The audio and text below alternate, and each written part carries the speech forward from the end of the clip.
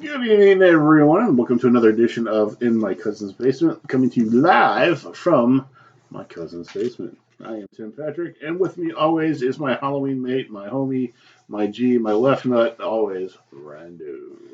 What's up, Tim? Same shit, different pals, my friend. How's it going? It's going good, man. We're getting back on the podcast this week. That's right, it's been a while.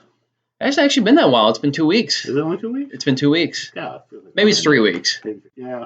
But still, Either way. we try to get back for Friday the 13th, but things didn't really work out. But we can consider this our Friday the 13th podcast. There So, you go. or maybe our Halloween podcast, if you guys want to see it as that. But this is Halloween month, so we're going to talk more Halloween stuff today on the podcast. Horror business. Horror business. I think the theme horror. Horror business. Oh, no, yes. too much horror business. What was that song called? Too much horror business.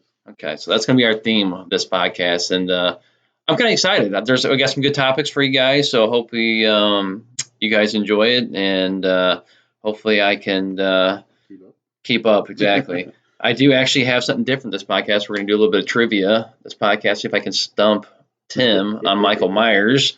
We shall see. And then I have a random bonus question at the end. That's Yeah, kind of I'm not really curious about. it's not really horror related. It's just something that I read the other day because that's what I do. I read random topics all the time. And I thought this might be interesting. Rabbit So hole Randy. exactly, Rabbit Hole Randy. That's a good one. I like Sounds that. like a video game. I think it is. I think it's Ratchet. Is it Ratchet? I thought it was what. All right. So What's the first topic? first topic I have. Which movies are blockbuster hits considered, I guess, for horror genre nowadays? Would you consider newer movies consider still big blockbuster hits, or older movies, or both in the horror genre? Well, ever since this is obviously my opinion. Ever since it came out, the newer one with what's his face, Skadar, or James. Mm-hmm. Ever since that one came out, horror has been back on like a resurgence. Mm-hmm. Because remember back in the early '80s, once all these horror movies, one horror movie came out, which was Halloween, and then everybody and the mother started coming out with horror movies. Well, that's what's kind of doing it now for it. We're having a resurgence, and a lot of them are actually getting like Academy Award nominations and stuff like that, like they used to, because they actually used to win Academy Awards. I think Omen won one or something like that, or The Exorcist did. Somebody won one, and now it's back to that again, which I think is great. I do think it, but the problem with, if you want to call it a problem, it's usually the older horror movies that were already made that are getting the blockbuster Recognition. title. Yeah, like Halloween came out in '78, Yep. but now it's getting bigger. It came out in early '90s, now it's getting bigger. That kind of stuff. So movies that were already established, or franchises that were established, are getting the recognition over stuff like I don't know, like The Purge, or I mean, even Chucky's doing good for just TV wise. Right. There's other. Basically, they were already established. Mm-hmm. I mean, I don't know if that's a good thing for like nostalgic, because it's our generation going, hey, they brought something back. Let's go see it. I think it's two things. I think it's the double-edged sword I always bring up. I think it's you got older horror fans like us that grew up in with early '80s and '90s horror, and that they're using those kind of old slasher films or older films that were made for like horror thriller. They're bringing back, and people want those genres back. Mm-hmm. So you can say Michael, you can see Chucky, Exorcist, stuff like that.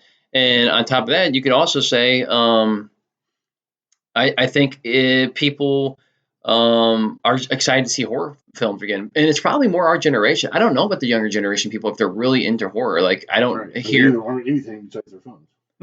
Well, that's true. Exactly. I don't know if they're really into just their phones or what, but the reality is it's weird, because it's like, we in my generation, or at least the high school generation where I was up, it's like Scream was huge, like that was our slasher growing up. Like, even though we grew up with Jason and Freddy and Michael in the '90s and the early '80s,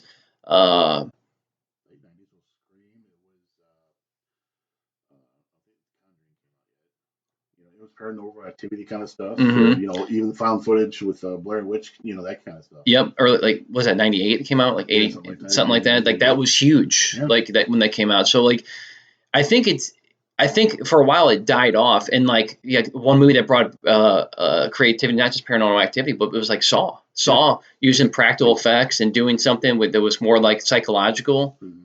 I think that's what makes a good horror film. Like as much as I've studied horror films, um, it's the unknown to Yeah. me. When like when you're watching a movie, you can watch people and just do jump scares Yeah, all day. and kill people, whatever, make it gory and kind of make it like sickening, where people like it's kind of grossed out by it. But it's like if you can spook somebody's mind with psychologically with like noises and stuff like that you've talked about before, that's what gets me sucked in, dude. Like that's what makes a good horror film to me. So like that's why I love Saw, because it was like a puzzle. You're trying to figure it out the entire time, and then that ending. I don't want to spoil because I mean you haven't seen Saw in this day and age. There's Then something wrong. yeah, but that ending when I saw it in the movie theater, dude, that blew my mind. I wanted to go back and rewatch it again just because I couldn't believe that's what the ending was. The guy was in there the entire time. Spoiler. On the floor, pretend to be dead. So that was awesome, And then he shuts the door and he's like, game over. Like, dude, that fucking gave me the chills. And then like the movie's ended. Yeah. Like, what a great movie. Like, what a great ending. It's so easy, too. Just got two guys stuck in a room throwing shit at each other, the back and right, left and right, and the backstory with the cop and stuff like that. It's just, like you said, it's the fear of the unknown is what gets you. Especially I think some of the psychologicals from the 90s was like, Silence of the Lambs. Yep. That got you. I mean, that scared the shit out of a lot of people because it could really happen. If you watch the old slashers like Michael and Freddy like that, okay, yes, you can have nightmares and you kind of can die in your sleep, but not that way. You don't get slashed up by a guy in your dreams and you die. You could have a heart attack, yes. Yep. You shoot some guy 6 times, he comes back at you, that can't happen. Right. But something like Hannibal Lecter, where there's like they're trying to feed him, and he comes up and kills the cop and rips his face off. That could actually happen. And same thing with Saw. There are engineers and people out there who can engineer those traps, and stuff like that can happen. Yeah, it's great. It was such a good original idea. Like so many people have seen so much stuff in Hollywood. It was weird to see like something actually come up that was like, I don't know if it was considered indie or not at the time, but it was just like it was super original, like organic to me. That's the word, original. Yeah, like it was cool. Like we don't see movies really like that anymore. That's why I was kind of bleed into like why people are excited to see the older movies, because I think they got burnt out of the same stuff over and over again, like the people who get possessed, like the teenagers that run around naked. Yeah, it's like, okay, how many times can you do the story where they went out to a cabin, cabin in the woods or whatever it was called or whatever, and then they learned the first time the Crystal Lake was gonna kill her. Yeah, and it's like a used up trope, right, for Halloween movies. And to me, when I see movies like that, it's like, all right, we're doing this again. Like, if I don't care if they go in the woods or they go do something, but it's like make it something a little different than what I read and or watched in Sleepaway Camp or. What's another good movie with Necronomicon? Evil Dead. It's like, dude, that was original at that time. That's why it scared the shit out of people because of what happened in the book and the recordings and stuff. Kind of. And Blair Witch kind of did the same thing, but different with the video. Like, kind of used the same stuff. I'll still always remember the thing you told me. Sorry to interrupt you. About them put it in the newspaper. Like, what a great marketing thing to scare people. Have you seen me missing person signs up everywhere? That was great marketing. I heard that a lot of horror fans still to this day still go where the Blair Witch was and like they like dress up in Halloween and like go out there and people. So I don't know exactly where it's at, but I've just read articles that people still do that all the time during Halloween. I totally wouldn't know. Yeah, totally. A lot of the horror movies too, like you were talking about, like they do something different. It's the same thing, but it's different. Like you said, there's so many times you can be killed at Crystal Lake and nobody freaking knows the difference. But see, a lot of them try to make the same story, but they make it somewhere else. Like if you look at Halloween H2O, that did not take place in Haddonfield. That was in California. If you look at Scream, they went to New York. The newer Scream, they went to New York. Jason Takes Manhattan. They do the same freaking story, hack slash girls, naked girls, people smoking weed, and what have you, but they do it in a different location. That's been played out. Yeah, but I like Jason with naked girls. Well, yeah, I do. Yeah, don't get me wrong. Yeah, I don't see Boston titties running around going, who doesn't like that? Yeah, but it's they have, like I said, they have the same story. It's just a different location. Yeah, it's weird that I guess they just think that people are going to play it off the nostalgia grabs, right? They're just banking on that, right? I think we say it's a lot of movies. It's like a recurring theme in all genres. Our generation misses that stuff. You know, how many times I bet you we can walk to 10 different people that are close to our age and go, hey, do you miss Blockbuster? Do you miss, Rex? Do you miss this? You ask them if they miss something that's been gone that they can't do anything about, and they're going to say, yeah. We drive past Family Video all the time, and I'm like, dude, memories. Yeah. They're actually, I think over by us, there's still like one Family Video open. Wow. I think someone owns it, and it's like next to a pizza place, and they do good business because the pizza place is right there. Little Caesars? Because that's supposed to be. No, it's actually a Chicago style pizza. Like some people that came up from Chicago, and like you could only pick it up, like they don't deliver or whatever, and they're always busy. I can't remember the name, but I used to live over by my sister-in-law's house, and it's it's a thick, deep dish, thick crust kind, whatever. You can have one piece and you're full, but.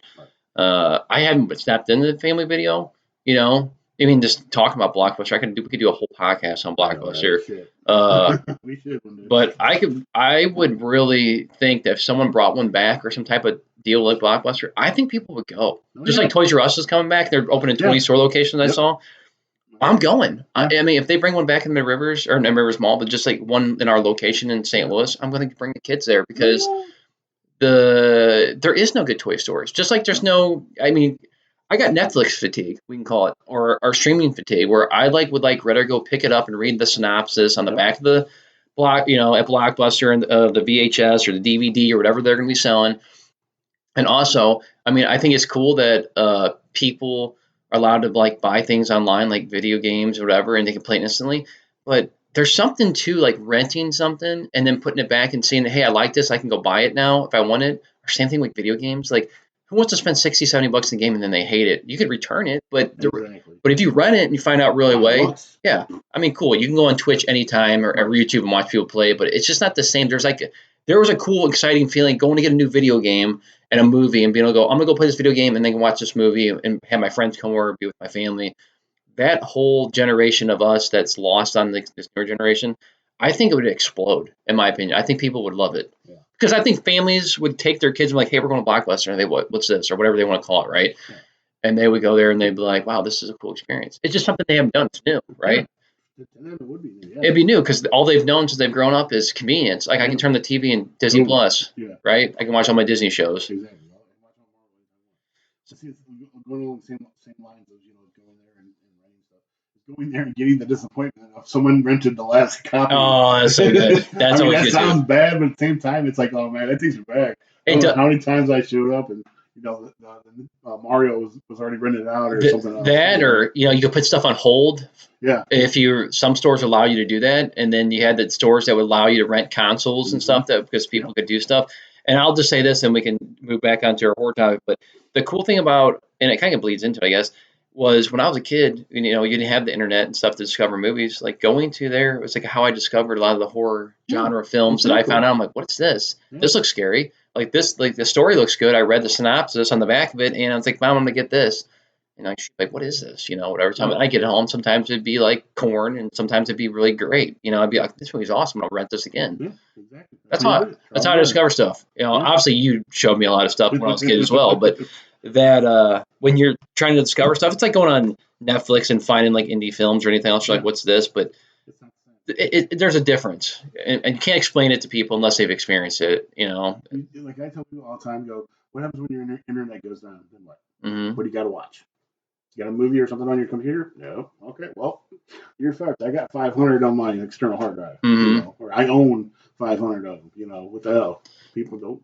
They just don't get it. They don't. And I still have all my DVDs. I have about 500 DVDs, and I bought at my mom's last sale. I bought a VHS DVD player, and I actually have another DVD player. But I just wanted to have one, just for the simple fact if I ever buy them. Apparently, DVDs are still making a resurgence, and VHSs are coming back. So apparently, people want to watch old VHSs. Don't know why. I guess it's just our generation. Just like the tube TVs, people are getting them back for old gaming consoles. There's a resurgence, just like for the record players and stuff. I know we've brought this up millions of times, but it's cool to see. Like for some reason, the '90s is popular again.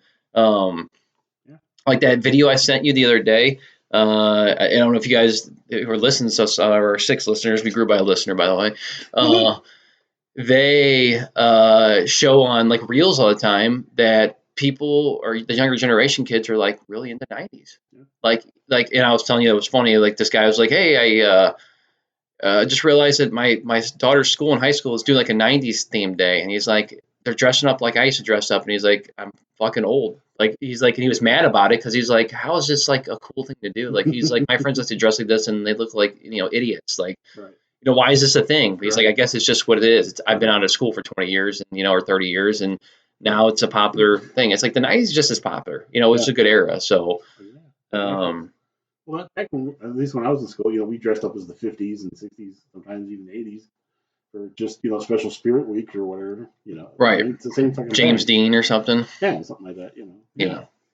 Well, it's not a bad thing. I don't think it's a bad thing. I'd rather see kids dressed that way than some of the people the way they dress now. Yes. I don't understand styles and stuff now, but I don't. That's just me showing my You don't age. Get the drip, yo. Oh, I get the drip, and I cop the right shoes, but No cap, yo. yeah, no cap. But I definitely don't. I don't dress the part of the young kids. Like it's really weird. Like anything for like guys now. I've noticed just 'cause I have a couple teenagers in our neighborhood. They all wear hoodies over their heads, and they'll wear a hoodie, and when it's 90 degrees outside with pants, I'm like, "Are you okay?" Yeah. Like that's an in style thing with kids. Yeah. It doesn't matter how hot it is. Have you noticed that too? Yeah. I saw some kids picking up their like their probably their brother or sister from the bus stop, and they're on their phone in a black hoodie with like some sweatpants on, 90 degrees out. and I was like, man, is that kid okay? Like cold? Like I couldn't understand it, right? But I started seeing them all the time like that. And it's like this must be the in style, man. Like the Champion hoodie, it's like Champion's really big now. Like remember in the 90s, like you could go to the Walmart or like Target or something and find Champion for like $5 because nobody wore the brand, and now like their hoodies are like $60. Are you? It's just what it is, man. It's just for me, it's pretty comfortable. I'm glad for Champion because who knew that they were going to blow up like that? Exactly. But I just find it funny. Like I'm like Champion's popular now. It's like cool, whatever. Like I don't care. Who the new pink or whatever.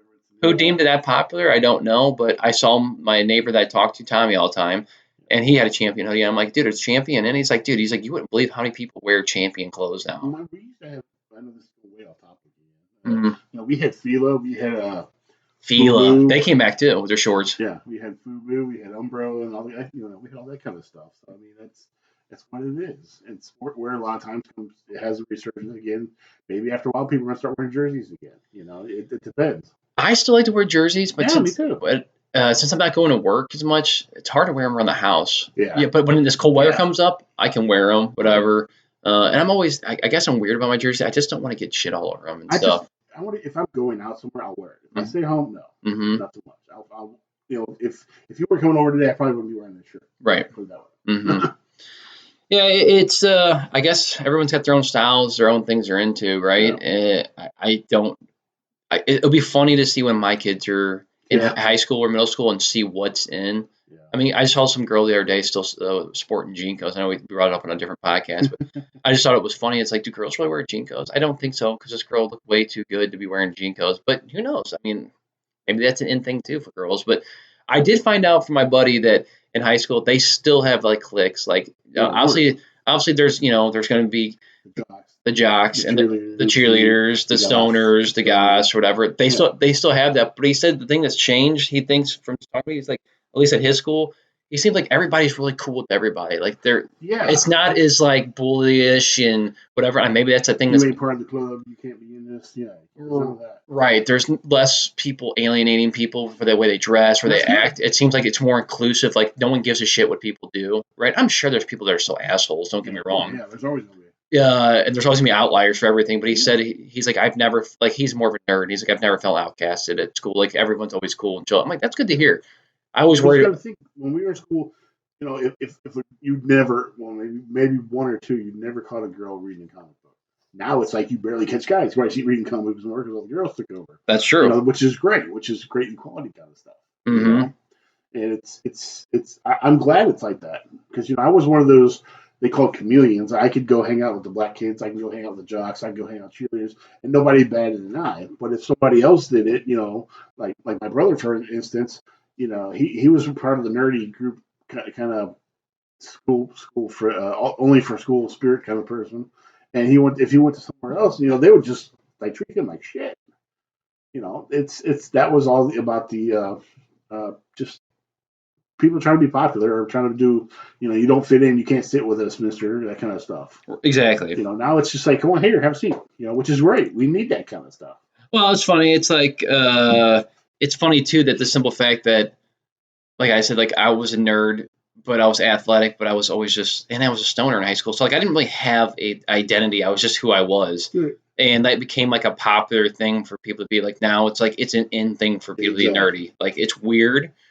But it's times changed. Like everybody's a gamer now. Like every guy wants to play in the video games online and stream or whatever. And even girls, or content creator or whatever. It's like all girls do the same. Girls are like kind of in the same stuff, which is cool. I don't have no problem with it. Right. I just find it funny, like how the kind of stuff has changed with. Yeah, and I think when COVID hit, I think that changed a lot of people's perspective on things, and I think a lot of people saw the benefits, and I think people like kind of they're more closed-minded towards were like, yeah, okay, this is actually kind of cool. Like I don't see problems with kids being this way, but before it was always labeled as something is wrong with people that act this way because they didn't know. Now that they see, being a gamer is not a threat. They're it's a cool thing then. Right. And it gets parents off kids' backs too and stuff like that. I'm happy for that perspective because there's good things that come out of it. Like they're intramural classes now, and we've talked about before. I keep saying that, but it's like it is cool because it's become more mainstream. Where like you can go take classes, which is weird. They have training classes for kids to play video games to get good from someone who's like an ex-pro, or you can go to school and join with a bunch of kids to play video games after school, so you can feel like you're a part of something. I mean. To me, it's like I used to do intramurals. It was only sports were only was the only thing. So now, like they have all of it. It's all encompassing one. They have arts and crafts. I mean, everything. Like they have a bunch of stuff that wasn't a school thing. It's like I'd rather see kids staying in those hobbies than getting in drugs and being idiots and getting in trouble and stuff. Especially if there's a lot of kids that come from broken homes that probably don't feel like they can be part of anything. I don't know. That's the way I look at it now with a lot of stuff. Highland volleyball, not PCP. The weird thing about it too is like in our school they never had like an AV club like for people like doing podcasts. Right. So I hope that's a thing now in high school and like even colleges, or I'm sure it's in colleges. But also I'd like to see like even just not the AV thing, but like why isn't there like more artsy stuff towards like people who are into filming, like watching movies together, doing stuff.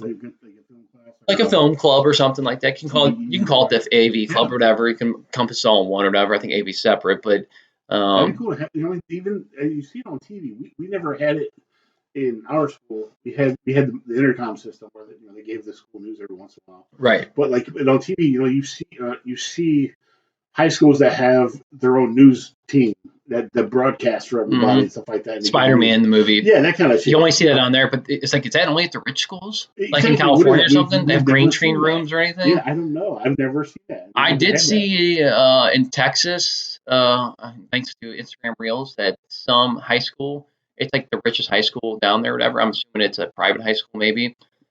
Dude, they got a full news studio, AV club, green screen room. Yeah. I mean, everything you could think of, and like a full esports arena for kids to game on or whatever. Football is big down there, so they broadcast their own games and stuff like that. It was just probably because Friday Night Lights is a huge thing for whatever down there. That's what they always say. I thought that was cool. I was like, wow, like people invested in the school, and now these kids will probably get a bigger start on their career, whatever they're into. Careers to think about. Or just getting something into that they've never thought they would be interested in, right? I thought that was cool. Yeah. Obviously, not everybody has that kind of money and flow, but the reality is like they could put the money in there because people would pay. Like I would be more willing to pay more taxes if I knew it was going to a school where people and kids were getting good things out of it, not just getting the line the pockets of idiots, politicians, or whoever else that would say like, "Hey, we're going to do this for school," and then you kind of find out we have to have people do fundraisers so kids can eat at school or whatever, So that's what I loved about my community college up in Ohio was that for the radio station, as long as you took one class, you could take what they call a workshop and learn how to be on the radio, learn how to run the board, play music, talk over the music, mix the music, that the kind of stuff that I do, normally. It was a free class as long as I took another different class. It didn't matter what it was. I could take typing. It could be the student development, when you learn about the school and stuff like that. Mm-hmm. As long as you had a class, you could take this radio course for free. Yeah. Could you imagine like actually going to school? I mean, obviously, maybe not high school, but maybe leading up from high school to college, where like if you're into film, like they would teach you how to do like practical effects and like blood and like Yeah, stupid things if you want to make a horror film. Because you see like kids nowadays, they're content creators, and this is why I'm saying this. The kids that learn Adobe Photoshop and all these other like Illustrate and all this other yeah, stuff, they could take the practical with that, make CGI stuff. I mean, your phone is pretty much like a good film recorder and camera as it is nowadays. You see people that make stuff on their yep, phones. yep, Um, you could see people making like mini films or like indie stuff to get intro into segue and into like being in Hollywood yeah, or whatever, right? I just yeah, that's the power of the internet and the power of our times with exactly, technology. So schools should be embracing that is the way I look at it, right? exactly. Because I never seen that. Because if there was like film stuff in school when I was a kid, I might have been interested in it because I always thought filming and stuff like that was cool. Right, I just didn't know anything about it. right, That didn't know where to start. exactly. There's like that's why like It's who you knew back then. It was who you knew and what what they could show you. right. Now it's like if you walk in, you'd say, "Hey, Well, cool." I didn't you see that Kevin Smith like offers classes now or some Yeah, type of training for people to go do stuff? yep, Like, yep. why haven't been more people been like proactive like that? Like, hey, you want to be a film or director or whatever? Come Yeah, to my watch class me. and Yeah, I'll go teach take a you how class. Yeah, to make scripts and do stuff. yeah, I did see Matt and Trey Stone Parker, Matt Stone and Trey Parker, sorry, from South Park. They went to a college into a film class. yeah, Did you ever see that yeah. video? You told me that. Yeah, and then just teach them how to do like Yeah, stuff and how why. they make each episode and stuff like that. You don't do it this way. You do it this way. Right, and how long it took them to figure that Yeah, out. That yeah, and they're like one of the first people to figure out that formula right. for just not cartoons, but for anything Yeah, that makes whatever. That's the kind of shit I like to see, like that kind of stuff. Yeah, sharing the knowledge. I'm sure there's a lot of people that are gatekeepers that like, right, oh, yeah. Oh, of course. I'm not gonna show you anything unless you pay me It's their or job security. Yeah, or you pay me. Yeah, stuff like that. Yeah, right. Might be more of an older thing, or some people are just very creative and they just don't want to share their style with people. right. I'm not saying this is a true thing because I don't really fucking know anybody in Hollywood or any of this stuff, but it'd be cool to see that kind of stuff more promoted in school. That's all I'm saying. Exactly.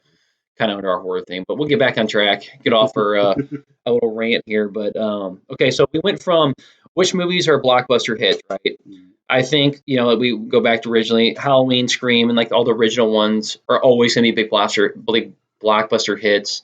Um, I think movies that we saw early in the 2000s, Saw, The Purge, Conjuring. The Ring, um, what was the Conjuring one? What I was think Conjuring was really 2000 early or 2000, mid 2000. mid 2000s? I know I'm missing some, but just like Final Destination was a big one where Yeah. kids, I remember, Oh yeah. right? Yeah. If you consider that horror, Yeah. thriller horror, Well, something yeah, like people that. were dying, so yeah. Yeah, so like movies like that, I consider bigger, but like now, 2023, what do I see? It's still the original movies like we see Yeah. like coming out. Like it's Scream. Like Yeah. Scream was the biggest blockbuster hit of a horror movie this year that came out. Right. I think it made like $600 million or Something like something that, yeah. domestically. I think Very high. like it said it was like 10% of like what the films made domestically this year for horror. Like they made 10% of it just off that or alone, and there was the biggest one in the United States. So like Right. you're seeing those movies still go, but I think you're right. I think there is yeah, I think it's what I'm trying to say is I think it's the new ones. I still think that I'm sorry, not the new ones. I think it's the old The old ones. franchises Old that continue franchises, from the correct. 90s and Old stuff like that. franchises, but the newer movies that are Yeah. continuing their legacy down. Like what do The we have? sequels and The stuff like that. sequels, exactly. Even some of the reboots. And I think that's what's holding horror around. Like people are happy to see that stuff come back around. And don't get me wrong, been some good horror movies that come out, but really when I watch them, man, it's been really still some of them more disappointing. Like I can't watch the whole thing. I try to. Don't get me wrong, I try to watch the whole thing, and sometimes You or just I'll, can't sometimes. I just get disconnected. I'll watch it on the before and I'm playing on my phone, Yeah. and I'm like, all right, I already lost my interest. Right. That's me. I don't know. Have you watched any good movies that consider the kind of blockbuster hits lately that were maybe that I didn't name or we didn't talk about? Yeah. The Prey movie, Predator prequel. Uh-huh. Prey. Oh, That was really the good. Prey is good. I didn't consider that a horror movie though. Well, a lot of people don't consider Predator period a Uh, horror movie, but you gotta think about it. There's blood, there's killing. yeah, There's Prey was really good. I will give you that. entity could be like it's just think of the Predator as like Michael Myers. Hmm. That's the slasher. That was a prequel, right? Yeah, That that was awesome. that was an awesome movie. I just don't know. Hellraiser, Hellraiser, the newer one. Hmm. A lot of people don't like it because there was a female in it. Mhm. She, I don't think she's a they them or I can't remember. Anyway, transgender person Mhm. played the Pinhead. Well, if you read the freaking book, that's what it is. Pinhead was a woman, Yeah. and people are having shit fits all about that. But still, that Pinhead came back in 1988 or Hellraiser or whatever. The Nun. The Nun. Exactly. Actually, you know, that was really good. I think that's been a block. That both of them came out. The first. That universe, Nun, Sinister, Conjuring, Insidious, all that universe or whatever is fucking phenomenal. I think The Nun, it was funny because when The Nun 2 came out in theater, I saw that a bunch of people dressed up as the Nun. Then they all sat down in their seats, and the guy was sitting in his seat, and he just sat there and stared at him, and the person was like, "What the F is going on?" Like, he got up and like walked and just sat into another seat. See, I wouldn't do something. I mean, if it was the theater, that's great. But if I would not personally do that, because if you're spending $20 on a ticket just to stay. Well, I think it's two things. I think it's really cool that they're doing it for content. It's funny. Is it fake? I don't know. Yeah. It could be fake. But also, I don't think in 2023 I would do that in the theater because who knows the fuck who has a gun nowadays. Yeah, look, whenever Batman came out, Batman shooting. Yeah. I think it was the last Batman movie. There's a shooting. Mm-hmm. What the fuck? Was it The Dark Knight Rises? Yeah. I think. There's some guys, Captain people. Mm-hmm. Yeah. That was messed up. Yeah. You don't know that. Yeah, but to see that kind of stuff still happening, like people still torturing people with Halloween characters or whatever, it's really good. Like I just saw some guys that are content creators. They go around every Halloween and scare people as clowns. Yeah. And they're on I think it was in England. They're on a train track in the middle of the night. These two kids were sitting down there on a bench, and this guy's creeping out of nowhere, like at the other side of the train tracks, like probably like half, not even nowhere near him. And he's walking, and people are like they're looking over, like, what is that thing walking after me, right? Yeah. And he's got I don't know if he's got a knife in his hand, but he's got like a mallet or something, and he's just walking really slow or whatever. And then on the other side of him comes a guy, and he's creeping up on him. He's got a chainsaw. There's no chain in the chainsaw, and he starts walking a little faster, and then they get up and they start running. And they start chasing after him, and they see this other guy pulling the chainsaw, and then he just throws the chainsaw and starts running after him. And just like content like that, and it's for the internet or whatever, and people love these guys, but people are like, whoa, I can't wait these guys are going to get shot because they could get it from the wrong person. It could happen, right? That's why I think most of these are staged, or at least close to being staged, or they let people know about it ahead of time. They just don't tell them when it's going to happen. Because I've seen one very similar to the clown one you're talking about. There's a guy that's dressed up. He's got the red and white makeup. He's got all this stuff up. He comes out of the shadow, scares the shit out of people that are across the way. He goes back into the shadow. There's a guy behind them dressed up the same exact way, so it looks like he teleported or whatever behind them, and scares the living shit out of these people. And they just the guy pushes the girl down or whatever to get out of his way and takes off running. I'm like, I hope that's staged because he pushed a woman down, but at the same time it's like that's pretty fucking funny. I like that kind of stuff. Or you have the little midget kid or the kid even dressed up as Chucky, jumping up out of nowhere and scaring the shit out of people. Or you had people who were putting red balloons everywhere in Maine or wherever that was around all the sewers for Pennywise and stuff like that. They keep the horror / Halloween vibe going all year round. And that to me is like freaking awesome. Halloween is a great holiday for everybody. It's just it gets a bad rap because of the religious folks. If you celebrate Halloween, you worship the devil and all this other shit, you're going to hell if you do stuff like that. Okay, well, it's a pagan holiday. If you don't think about it, the Christians still the same premise, but instead of candy, they have presents for Christmas. There's a lot of people. There's so much shit. There's a lot of people that are Christian or Catholic, and they don't like Halloween because of the paganism around it. But if you really look at the big picture, what it is, like if you take that out of it, whatever, and you can get over the fact of it, it's more about people celebrating and having a good time dressing up and having Halloween. Like it's the time to not be yourself. Did you see that video I sent you of that idiot lady with her son? And she's Christian or whatever, and she's like, we don't celebrate Halloween, but we still dressed up or whatever. Yeah. And the guy goes, well, that's Halloween. Yeah. Like exactly. You can't dress up like Dorothy and Toto or whatever with you and your kid and say you don't celebrate Halloween, but you're dressed up as a character that you aren't. Like that's all Halloween is. Like you can look at all the other dark stuff that people want to push into it, but reality is majority of people don't see Halloween like that. They just see it as a fun time to dress up and celebrate Halloween. That's it. Exactly. That's all it is. There's nothing else to it. Exactly. I mean, you want to put more stuff into it, you can put more stuff into anything, right? You want to go this extreme with anything. Nobody's doing that. Nobody has time to do it. They're just like, I'm going to dress up with my kids, get to play a character I never played before, go get some candy, and it's over with, right? Exactly. Sometimes a spooky time, a spooky month, whatever you want to call it. Some people really get into it, which I really enjoy. I was taking a walk. Company included. Yeah, I was taking a walk the other day, and there's this guy who does and not my neighborhood, but a neighborhood next to me, that does the Halloween thing where he does all the lights and LED lights and all stuff, and he syncs the music. Now he does it for Halloween, and he put up a giant jack and like holding like this like giant like metal thing where he's got a light streaming down. Yeah. And then when he's done, he just puts a Santa hat on him, like you've talked about before, people doing it before. And then he just makes everything turn into Christmas. I'm like, dude, this is cool. And cars will stop by and watch it or whatever. If you spend $500 on a 30-foot skeleton, use it all year round, dude. I would use it all year round. You find something, have him hold a heart for Valentine's Well, there's a Day, guy, I think I said in the last podcast, he's got like 5 of them in his front yard. He's got 5 of them. He's got the huge one, and he's got like 4 smaller huge ones around it, and then he's got lights around it or whatever. I want to stop by his house and be like, where do you put these things when you're fucking done? Do you throw them all in your attic? Like you have a storage locker? Because there's no way that shit fits in your house. That's why I told Jen, there's a guy that's down the street, a couple people down the street that have the big, there's one that has Triceratops, another one's got the horses and stuff like that, and a couple big 12-foot skeletons. And Jen's all like, I wonder where they put that stuff. They don't have a garage. Like, probably in their basement. And she's like, that'd be a lot of stuff to put in your basement. I'm like, well, we can volunteer our basement if you want for them to put it in. Yeah, you guys can set it down here, and I might borrow it and use it sometimes. Okay.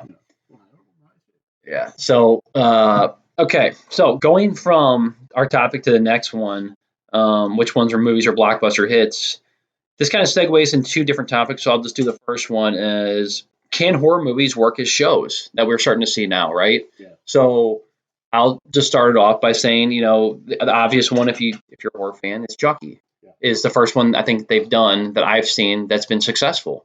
I have not seen Derry yet. The Pennywise one on, I think it's on HBO. Or Max, what it's called. It's called Derry. I think it's called Derry. I'll watch that. Pennywise prequel and how he became what he is. Weird. Okay, that's cool. I mean, they did do the show on Netflix I watched that's based on every single character from Derry, Maine, like it and everything like that. What's it called? Castle Rock. Yeah. Whatever. Yeah. And I know what you're talking about. Yeah. It's not so much Pennywise. It's Stephen King's characters, how on some of his books. Yes. Like the chick from Misery and stuff like that. Yeah. I've never seen that. That was really good. I liked it. It was different. I liked that show. Did work for me as a TV show, because I think we've talked about before many times is TV shows are kind of the new movies, and people they can hook people easier into them. Chucky worked for me in my opinion. And still working. Season 3 just started. And I think it's great because it not only is it's better than movies in so many ways, especially that if you have so many ideas you want to throw in, you can't throw 500 ideas into 2 hours or so, because people get bored with movies that are like 3 hours long. Right. I admit I love Martin Scorsese, I love Robert De Niro, but that movie that they did, The Irishman, so bad. I didn't watch all of it because it's so fucking long. Dude, you're not the only person. Everybody that was like a big fan of those guys all gave me the same feedback and said it was bad. Like it was just not time. It was just not the kind of movie to do that. The kind of movie with. Right. So I don't want to watch. I wouldn't mind watching every once in a while a 3-hour horror movie, but not every single time. So if you put it into a TV series like Walking Dead or that, Stranger Things, Chucky, Stranger Things, even Pet Sematary has one now. And there's talks of Michael Myers having one. That's cool because you can do so many different things with a TV show, and if it works, you can keep going. Yeah, I heard there's a battle for the IP and the rights, like to give up Michael. Because, Michael is giving up right. Michael, Miramax, the people who own Jay and Silent Bill, they bought the rights to Michael Myers. Jay and Silent Bill. Yeah, Silent Bill. What was it? Ray and Silent Bill. Ray and Silent Bill. Yeah. they own that Michael Myers now. That's cool. Yeah. So they did give it up. I was reading that they're having like the discussion, like they're having a hard time, but I think they see the dollar. They're probably getting paid really good to give it up. Yeah.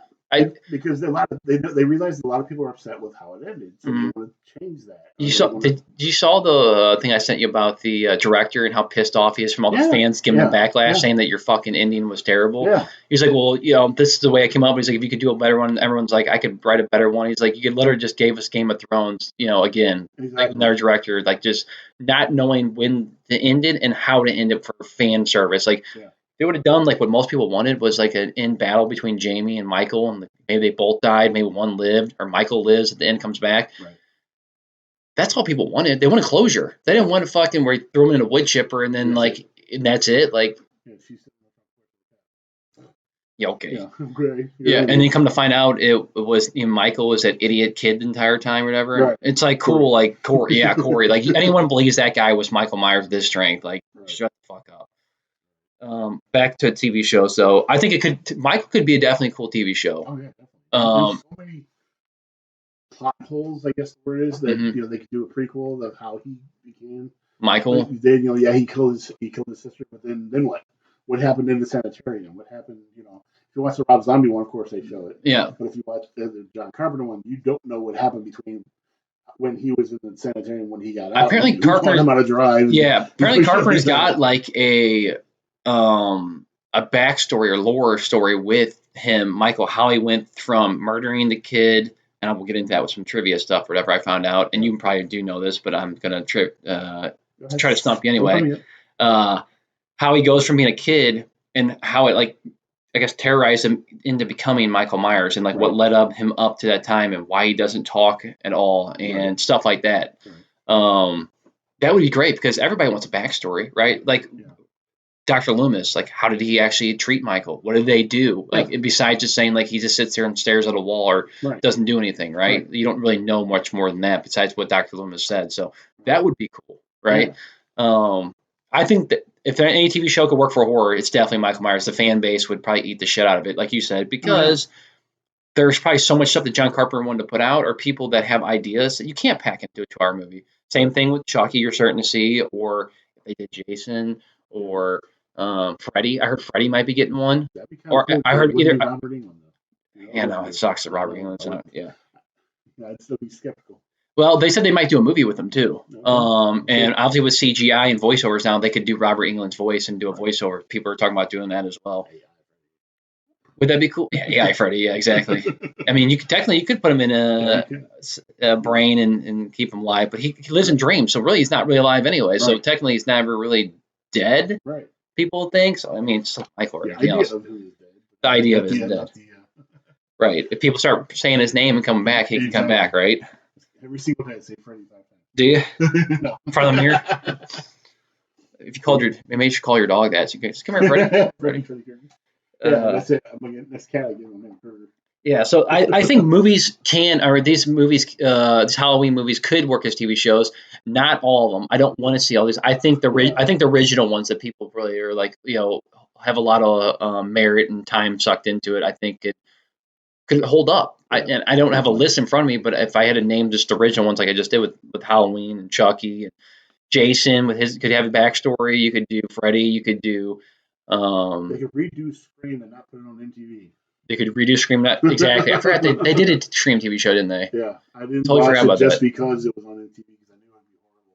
So they could do that. I mean, I think it is something that could work. Marketable, very marketable. Mm-hmm. Well, especially because on streaming, because everybody's on streaming. So and it could be something that comes out week to week. Which that's it pisses me off about Chucky. One episode comes out a week, or they skip a week, or something like that. And I'm like, no, I'm waiting for every single fucking episode. The binge watch it. Go on Peacock or whatever. I did that. I'm doing it with Loki right now. I haven't watched it. I used to watch it week to week, and I've already stayed up 3 weeks. And I'm did too. Did you? Yeah, we did. Now we're not. We're like, no, we're waiting for all of them to come out. Yeah. So thinking about that too, I just thought about it in my head. You know why they do it? Because it's something to keep you subscribed. Oh yeah, of course. Yeah. It just makes more sense. Keep them intrigued, keep them wanting to watch and do stuff. And our phones are going off, so if you heard that, sorry. But it keeps people in the seats. Yep. That's why you leave with that cliffhanger. So going into that, is there any other movies or TV shows or movies you see being made in TV shows until I bleed into the next topic?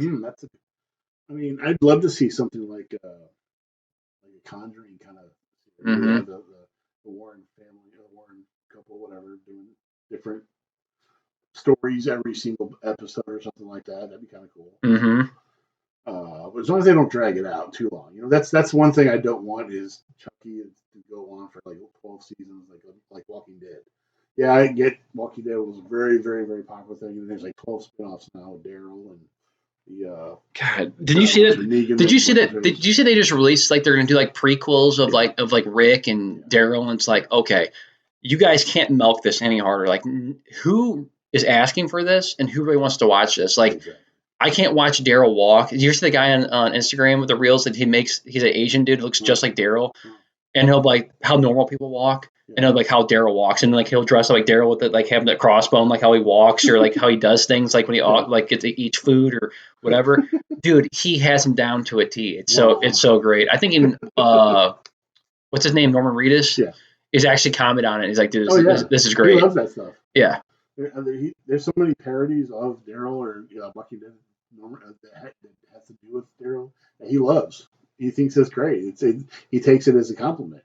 Somebody's poking fun at him because he doesn't care. Shit, he's done made his money. See, that's the thing. A lot of these are cash cows, and these guys have made their money. You don't, back in the day when they were having TV shows, and you didn't see the actor anymore because they've already made their money. They don't need to.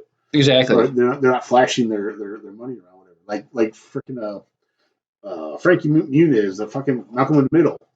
Once Malcolm in the Middle ended, he's done. The only thing you've ever heard from him is that he's got $30-40 million in the bank and he does race cars. That's it. The only two things I've heard from him, in the past 20 some odd years. Why? Because he did his thing. He got out. He didn't milk anything. He didn't do any Malcolm prequels or sequels or anything like that, or even a movie or anything like that. Yeah, he's done a few little maybe SNL things or something like that here and there, but that's it. He did his thing and he made his mark and left. He's one of the smart few people. But he really made some good money doing what he did. Malcolm in the Middle. I think he's like worth $40 or $50 million. He saved all his money. To me, that was the smart thing to do. I think a lot of kids that are childhood actors, they don't get that good advice. Like they just keep saying, like, let's keep getting more money out of them. Let's keep doing this. Let's ride the fame wave. Right. And then they grow up and they're all fucked up in the head. Well, that's what back in way back. I'm talking like black and white movies, like Shirley Temple, and Julie Garland. They forced them to do shit like smoke cigarettes at 4 years old and shit like that because they wanted their voice to sound different or they wanted to sell cigarettes. Like, hey, look. Shirley Temple's smoking a cigarette. She's 12 years old. Whatever. It's like, dude. I was just talking about this with my dad. He was just like, man, I remember when you could fucking smoke in the airplane because my dad worked at TWA when it was a big thing in St. Louis. And he's like, we used to smoke in the airplanes to and from wherever we're going. Yeah. Doctor's office. Like, I remember I'd be in the doctor's office. My doctor would light up a cigarette right in front of me, and I was like, man, those are like the days. Whenever I see a movie like that, I'm like, no. And the funny thing about it is because even new doctors knew the cigarettes are bad. Yeah. Everybody promoted them as good. Yeah. Like that's why everybody smoked. Like cigarettes are good. It helped. That's what everybody did. Well, you know what the funny thing about that is too is like people made a comparison to like the 80s and 90s and even 70s. Like people were super skinny and whatever. One, we didn't have as much fast food and junk food back then, but also everybody smoked, so the metabolism was through the fucking roof. Right. People don't point that out and say that, but also, but people are like, well, cancer wasn't as big as it is now. It's like, well, we have more billions of people on Earth than we did before. So obviously, and we're more carcinogenic stuff out there. People are smoking vapes. They're eating shitty food that causes cancer, that red dye stuff. They're talking about like banning and everything, like Doritos and everything else now. No. But it's weird how the times have come. It's like cigarettes are the devil now, right? That's just the way it is nowadays. Exactly. But it was funny, like marketed. It's like, yeah, my doctor used to tell me cigarettes are okay to smoke. I see. You can see that old ads from watching old videos on YouTube or whatever. Mm-hmm. You'll see like Robin Williams will be like in Mork and Mindy, maybe actually before him, I should say. I'll see like Lucy and Desi. Mm-hmm.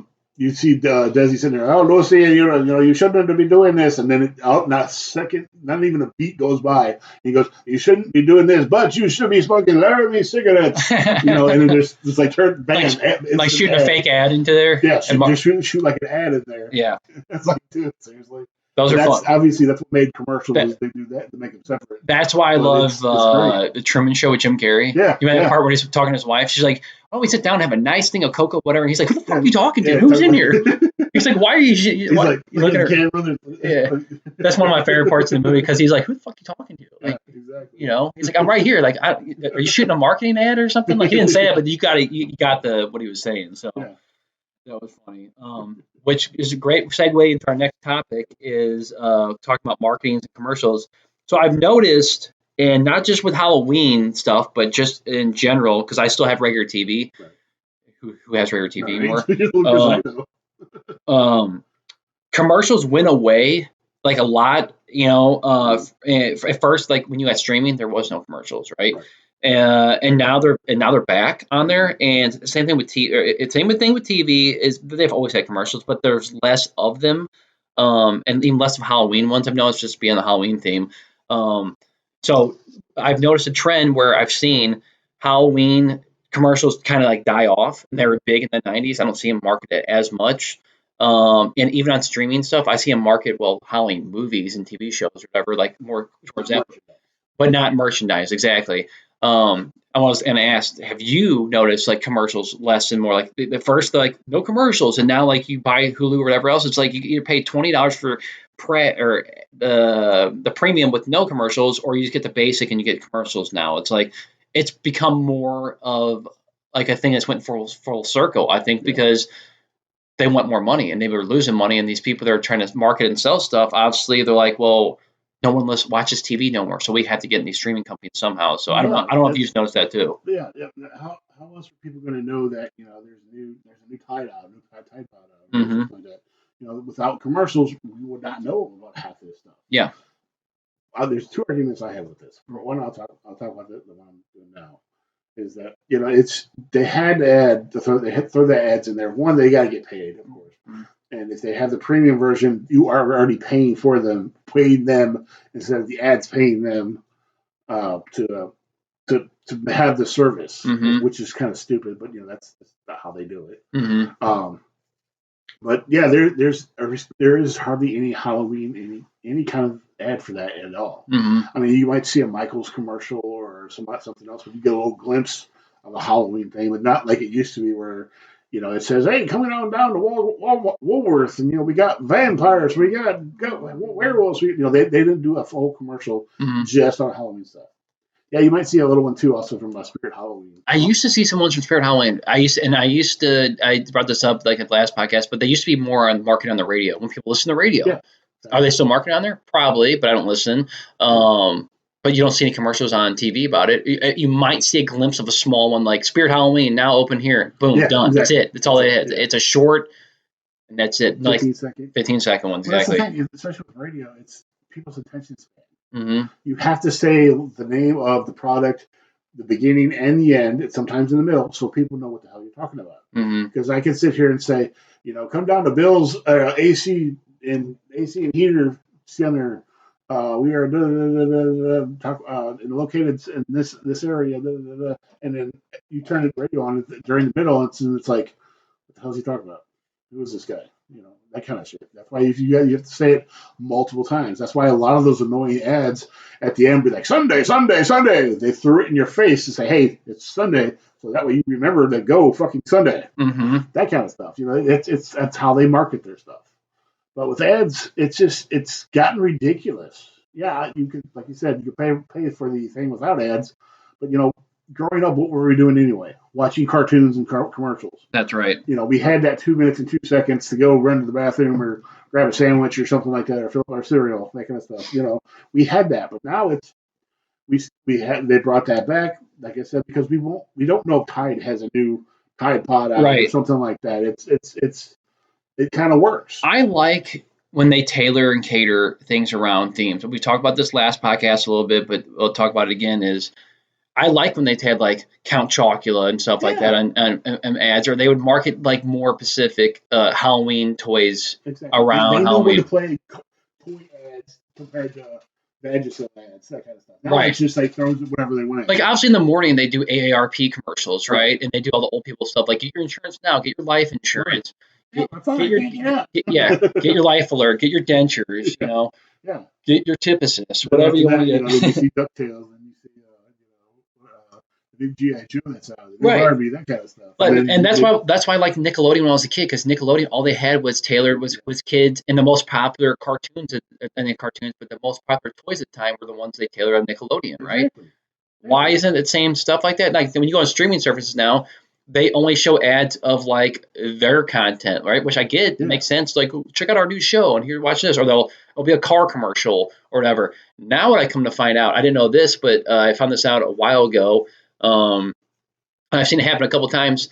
Your TV is smart enough that it will talk to your phone and it will send ads from your phone to your TV that will market around something you might have looked up on your phone. So, like if you're looking at insurance or you're looking at some bathtub or whatever, or something at Home Depot, it will come up. It's called a smart ad or whatever. Yeah. I thought it was bullshit. Looked it up. No, it's a real thing. Because we consider talking about Walgreens or Walmart, and the next thing we know, it's on our phone. Right. Walmart. Now it's on our TVs doing the same thing. So I thought that was interesting. But I've noticed just in the streaming business alone, more commercials come up, and it's like I pay money on purpose not to have commercials. But like for Hulu at first, no commercials. Now I have commercials, and I'm not paying an extra $10 to get out of commercials. Their commercials suck. Like they're always like 3 or 4 or 5 minutes long or whatever. This are not like 5 to 10 minutes like I felt like it was on TV, because TV still commercial heavy. I mean, that's why like when you watch like South Park or Beavis and Butthead or whatever, you get 5 minutes commercials, 5 minutes, and the show really ends up being 15, 20 minutes long, but you get 15, 20 minutes of commercials as well. So I think that's how they make their money, right? That's how they stay relevant. They get paid advertisement. That's just what it goes down to. It's the same thing on the internet for the longest time. Like, back in the day, like when Reddit was kind of popular and then it blew up to what it is. And it's like, I always think, how did Reddit make their money? Well, they have advertisements on there. I didn't think about it, but now if you look on their pages, they have ads all over the fucking place on there. Yeah. I guess it's just the nature of the beast, right? Yeah. I just wish they would do. They had better algorithms. Mm-hmm. Like we were talking about tailored cartoons, Mm-hmm. tailored commercials to certain parts of the day or whatever like that. If I'm watching like 2.5 Men or something like that, I don't want to see a goddamn Vagisil commercial or something with something that has nothing to do with the show whatsoever. Mm-hmm. I want something that's tailored to me. Okay, there's a commercial for Hims. Okay, I might have erectile dysfunction, or something that I could use. Yeah. Don't just throw all this random ads at me. I'm like, I don't give a fuck. I will agree with that, and I will say that before we go to the next topic is YouTube is really good about tailoring their algorithm. The more Facebook, the more shows and crap you watch, mostly YouTube in my opinion, because I watch more YouTube. Yeah. But if you watch a bunch of shows or whatever, and when you get ads, they're like most of them are catered towards something like either you're searching the internet or you're looking for. And I was like, hey, I'm just watching this, we're looking at why is this popping up, and I didn't. Right. But it's just what it is. It's weird. Yeah. Like when I'm on my work computer, I get commercial and ads from my work on YouTube. I'm like, what the fuck? That's how it's like. That's how much it's changed. Yeah. It knows like from my cookies and my cache what I've been looking at. Why can't other places? Well, I think it will get to that, but I think back to the original point. It's weird that they don't really cater ads as much as they used to for holidays. They do for Christmas, I know, a lot. Oh yeah. And Thanksgiving a little bit. Easter, not. The other point I wanted to bring up. Yeah. Easter, they don't. Not so much either. Mm-hmm. There are ads. There's. I was saying, when was the last time you actually saw an ad for a microwave? Not a long time. I mean, you can see washer and dryers every once in a while. You can see, but they're not actually, unless it's a department store or whatever. You don't see stuff where the new Maytag X100 whatever washer. You see it in a commercial for like Tide or something like that, but you don't know what it is. Mm-hmm. You got like I said, you got the microwave, the convention oven, the air fryers. The last time you seen an ad for an air fryer? Not a long time. Unless you go to HGTV or something like a Home Shopping Network, and watch one of those channels. You never see home appliance ads anymore or commercials anymore. Why is that? I don't know. That is so fucking weird. It used to be such a marketed thing, like brand, like all the time, like because so many people needed that kind of stuff. Exactly, and you do need all that kind of stuff. Mm-hmm. Yeah, I understand. You don't want to see the new bathtub or whatever. What Lowe's shows that every once in a while. Mm-hmm. Or the new sink vanity that they have, but not a washer dryer, not a dishwasher. I feel like Sears commercials used to show a lot of that stuff. Fridge. Fridge. Sears used to do that shit all the time, but you barely see Sears anymore. I think Sears is gone or. They're just an outlet store. I don't know. Sears they still have a couple stores, but they mostly do what's it called? I think like repair stuff. Like they have Yeah, like yeah, people that repair your fridges or yeah, whatever. They have a lot of repairmen, but I don't think they're as big as they used to. I mean, remember the Sears catalogs back in the day? yeah. Fuck you. How many times We're you all getting out at Christmas time. Christmas time, the new Sears catalog would be like it was like a Like, phone book, exactly. and you could go through it and circle all the stuff you want. And Yeah, Sears had a lot of cool shit, dude, when we were kids. I mean, yeah. a lot of, I mean, not the best clothes, I would say. I think I'm talking about that, Well, but but that's just because of how we were. yeah, but I think overall, like if you wanted like appliances or Yeah. tech even some tech stuff or whatever, like they had a lot of stuff, even tools. You Right. know, they pretty much had it all. Now it's kind of, I guess, it just went Repair shop. away, Yeah. huh? Repair shop. Yeah, it's just like anything. Things have just died off and not come around. But Yeah, I wanted to bring that up. Like you don't see ads for this okay, so into our next topic, we'll get off Sears. Um, I think this is a good topic because I've heard this from a lot of people, and I think we've even brought this up between us. So, do you consider horror a dying? Um, kind of stuff. is it considered like dying as content, or do you see actually resurgence in it coming back as content? Uh, and and here's my topic.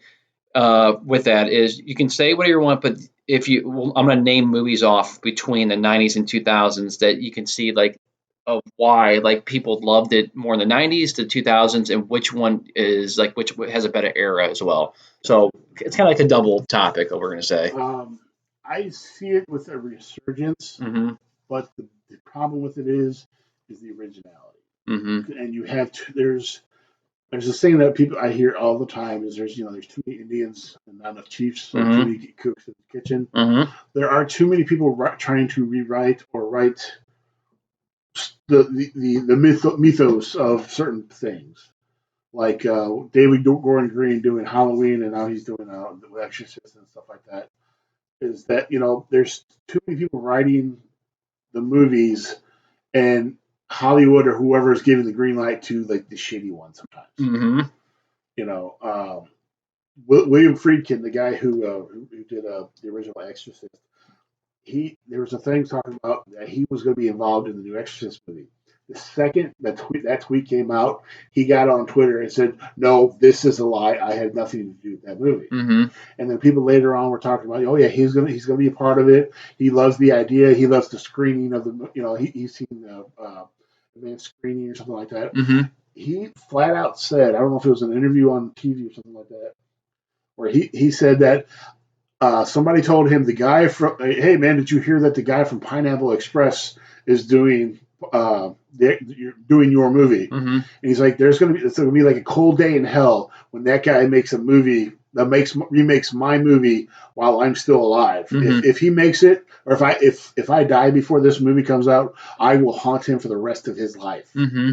So he hated that idea. Yeah. And so I wanted to use him as an example because Halloween ends. Because he did a good one. He good with the first one. He did the second one's good.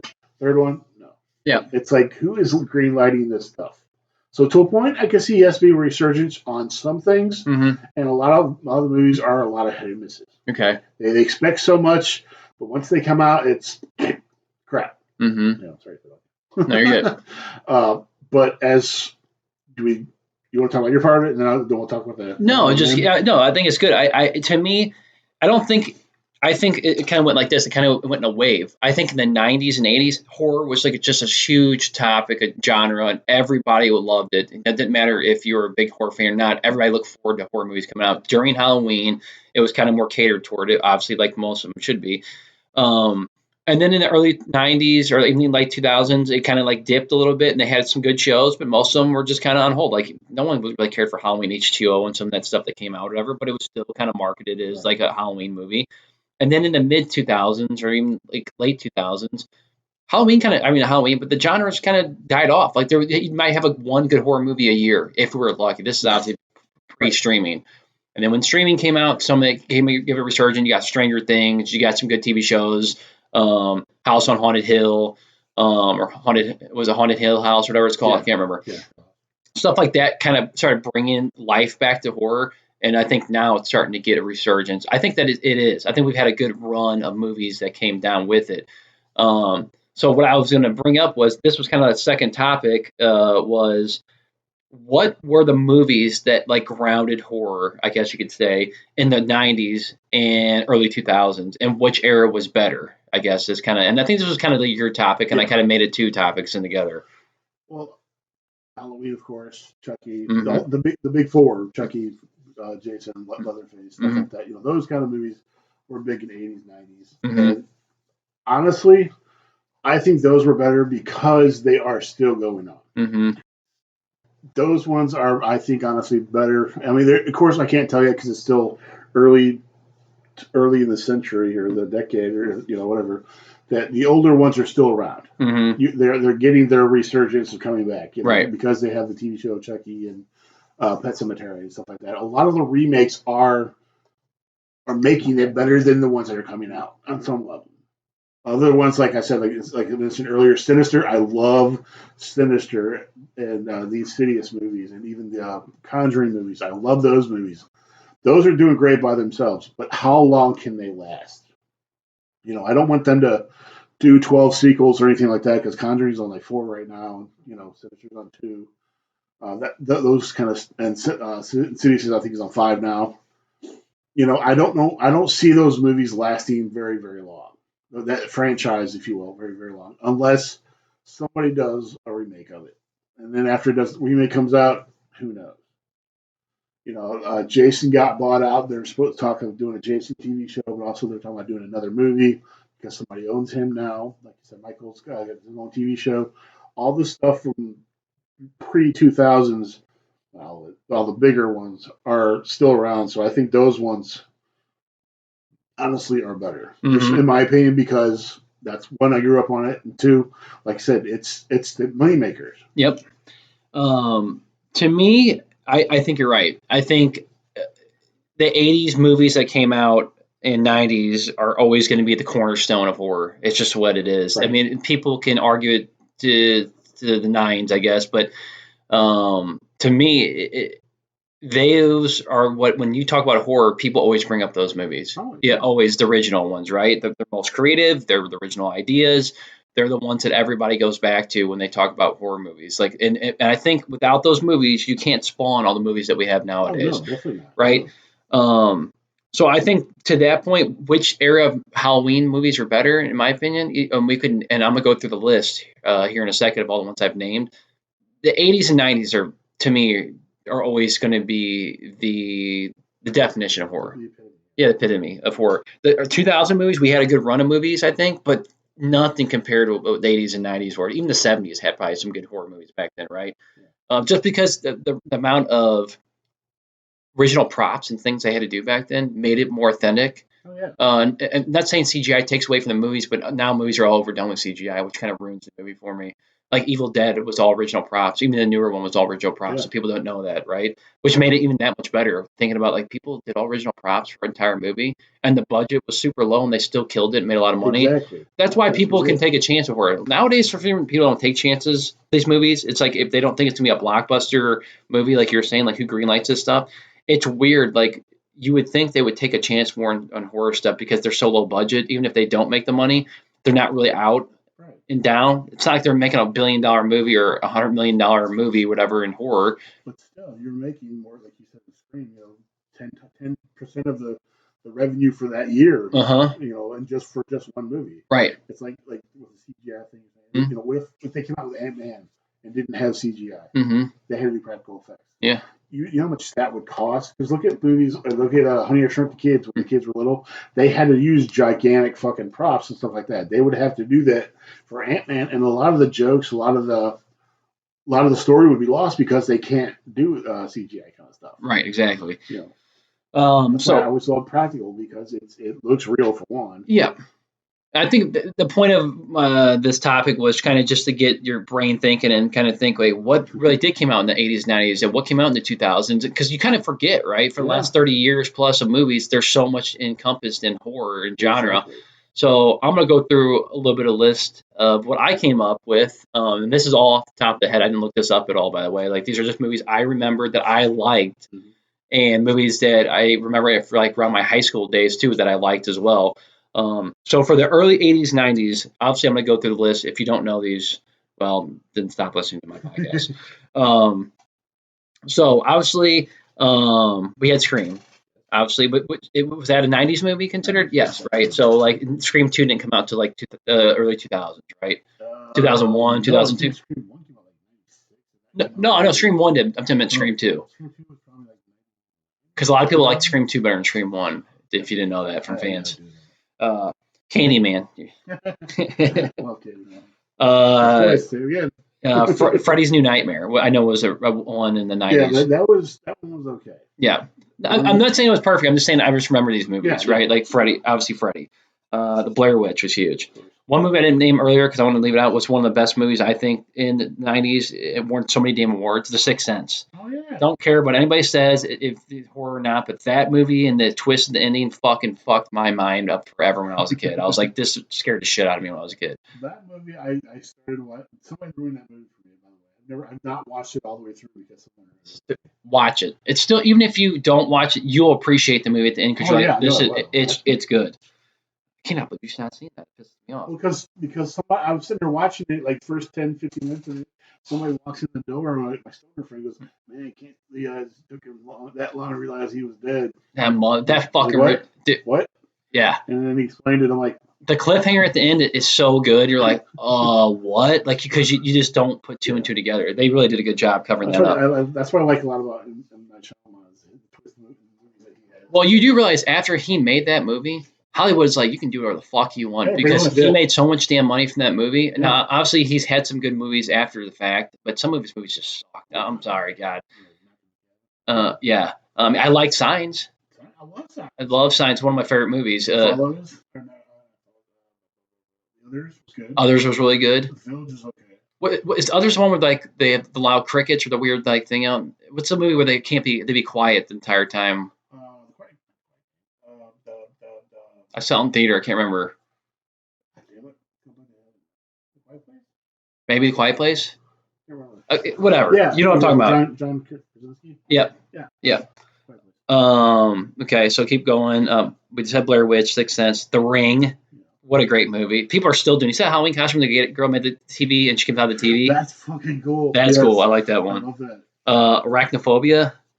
I forgot about that. That one scared me as a kid. Obviously, you said earlier, Silence of the Lambs. Great movie. Halloween H2O. Obviously. I Know What You Did Last Summer. Yeah.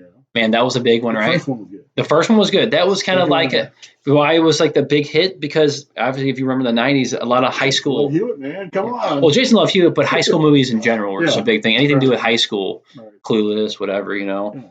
I don't think I watched it. It's a brand. It just came out. Did I heard it really sucked. Child's Play, obviously. Come on. Leprechaun, Yeah. the original one. Hellraiser.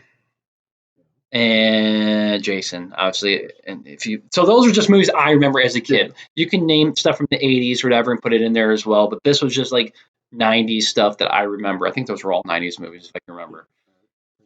Gremlins 1 and 2, It, From Dusk Till Dawn, zombie movie or whatever, vampire movie. I'm sorry, Blade. I just watched that there. Right there. That's a comic book that's coming out, but Blade, man, I fucking love Wesley Snipes in that movie. Yeah, is that considered really horror? I don't really think it's kind of more like comic book, but it's still because it's vampire movie. That's why people call it horror. Yeah. So those are movies I remember from the '90s. Is there any other movies that you think I left out from that list? Army of Darkness. Fuck, I forgot about that movie. Yeah, that's a great movie. I know it's hard to think because I've named a lot. There's so many. There's so many, but that was like the big ones I remember that were like really left me impression on horror. Yeah, I think you hit most of them. Biggest ones.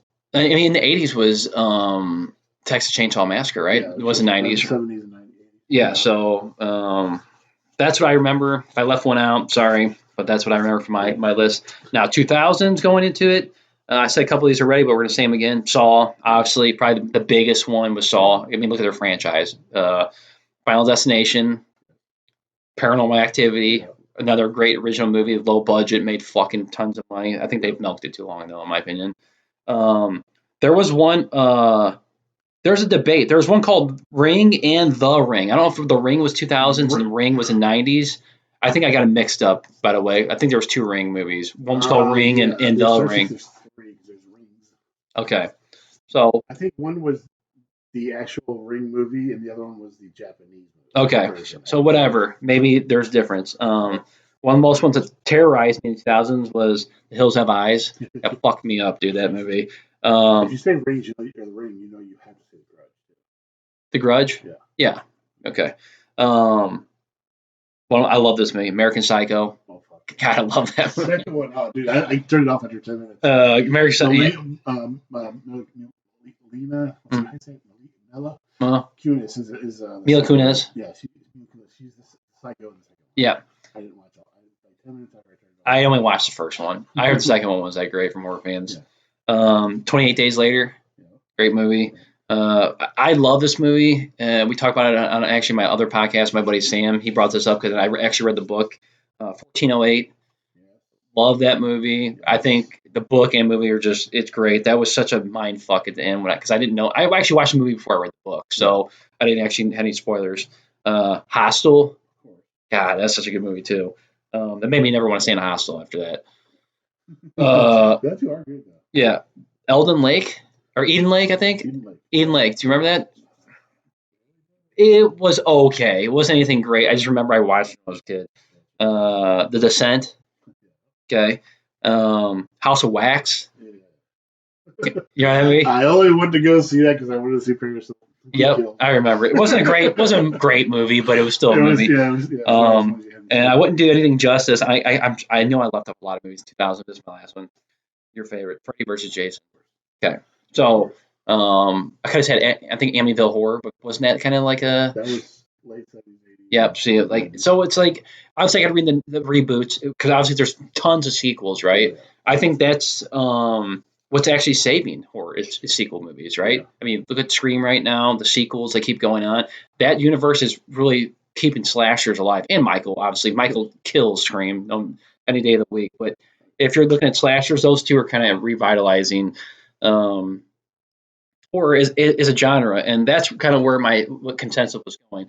Is it dying, and what movies between the eras were kind of like the cornerstone and keeping it alive? So I mean, it was kind of like a triple topic in one. But what did you think? Is there any movies I left out? You think that you consider? I know it's easy to say yes, there is, but any big ones?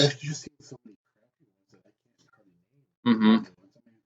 I had to think, man. I thought about these for like 45 minutes to an hour, man. Yeah, I'd have to sit there and think about it for a minute. But a lot of the Stephen King stuff, not all of them, but a lot of Stephen King's were good, like Misery and Christine. Oh fuck, Christine! Maximum Overdrive. Those are 80s movies. Yeah, those are 80s movies. I should have said Misery might have been early 90s. Christine is but then he also had a shitty one like Dreamcatcher. Dreamcatcher is so fucking annoying. I hate it. Right? Yeah, it was a fucking fly on it. Yeah, a lot of Stephen King stuff. A lot of the, like you said, Hellraisers and stuff like that. The Puppet Master movies. Oh, Puppet Master, dude! I totally forgot about those. There's like 6 or 7. I used to watch those a lot when I was a kid. They're on. I think they're on TikTok right now. Are they really? One of those. Jaws, of course, that was the 70s, of course. But the sequels were 80s. Exorcist, of course, 70s and 80s. You. Yeah, I had to sit here and think about it a little bit. All right, well, while you're thinking of that, Night of the Living Dead, Dawn of the Dead, Day of the Dead, those ones. Shaun of the Dead. Yeah, Shaun of the Dead.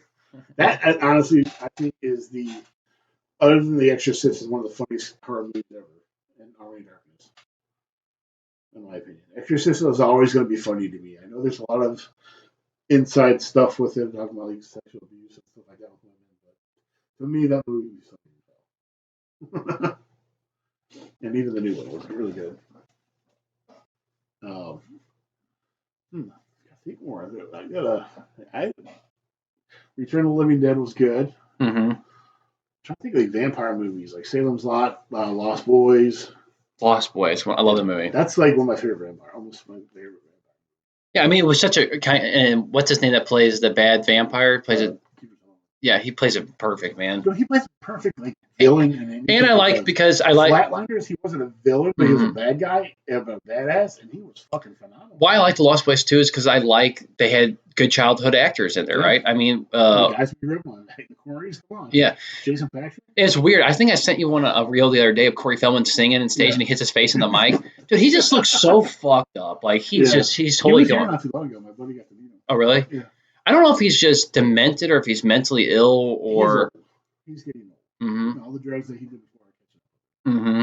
Yeah, he's turning like I mean, dude, he was like the epiphany of like every girl wanted to hang out with that guy. Teeny Bopper. Tiger Beat. And the other one, right? He committed suicide, right? Yeah. Corey. No, I think he got clean and got kicked. I have to look that up again.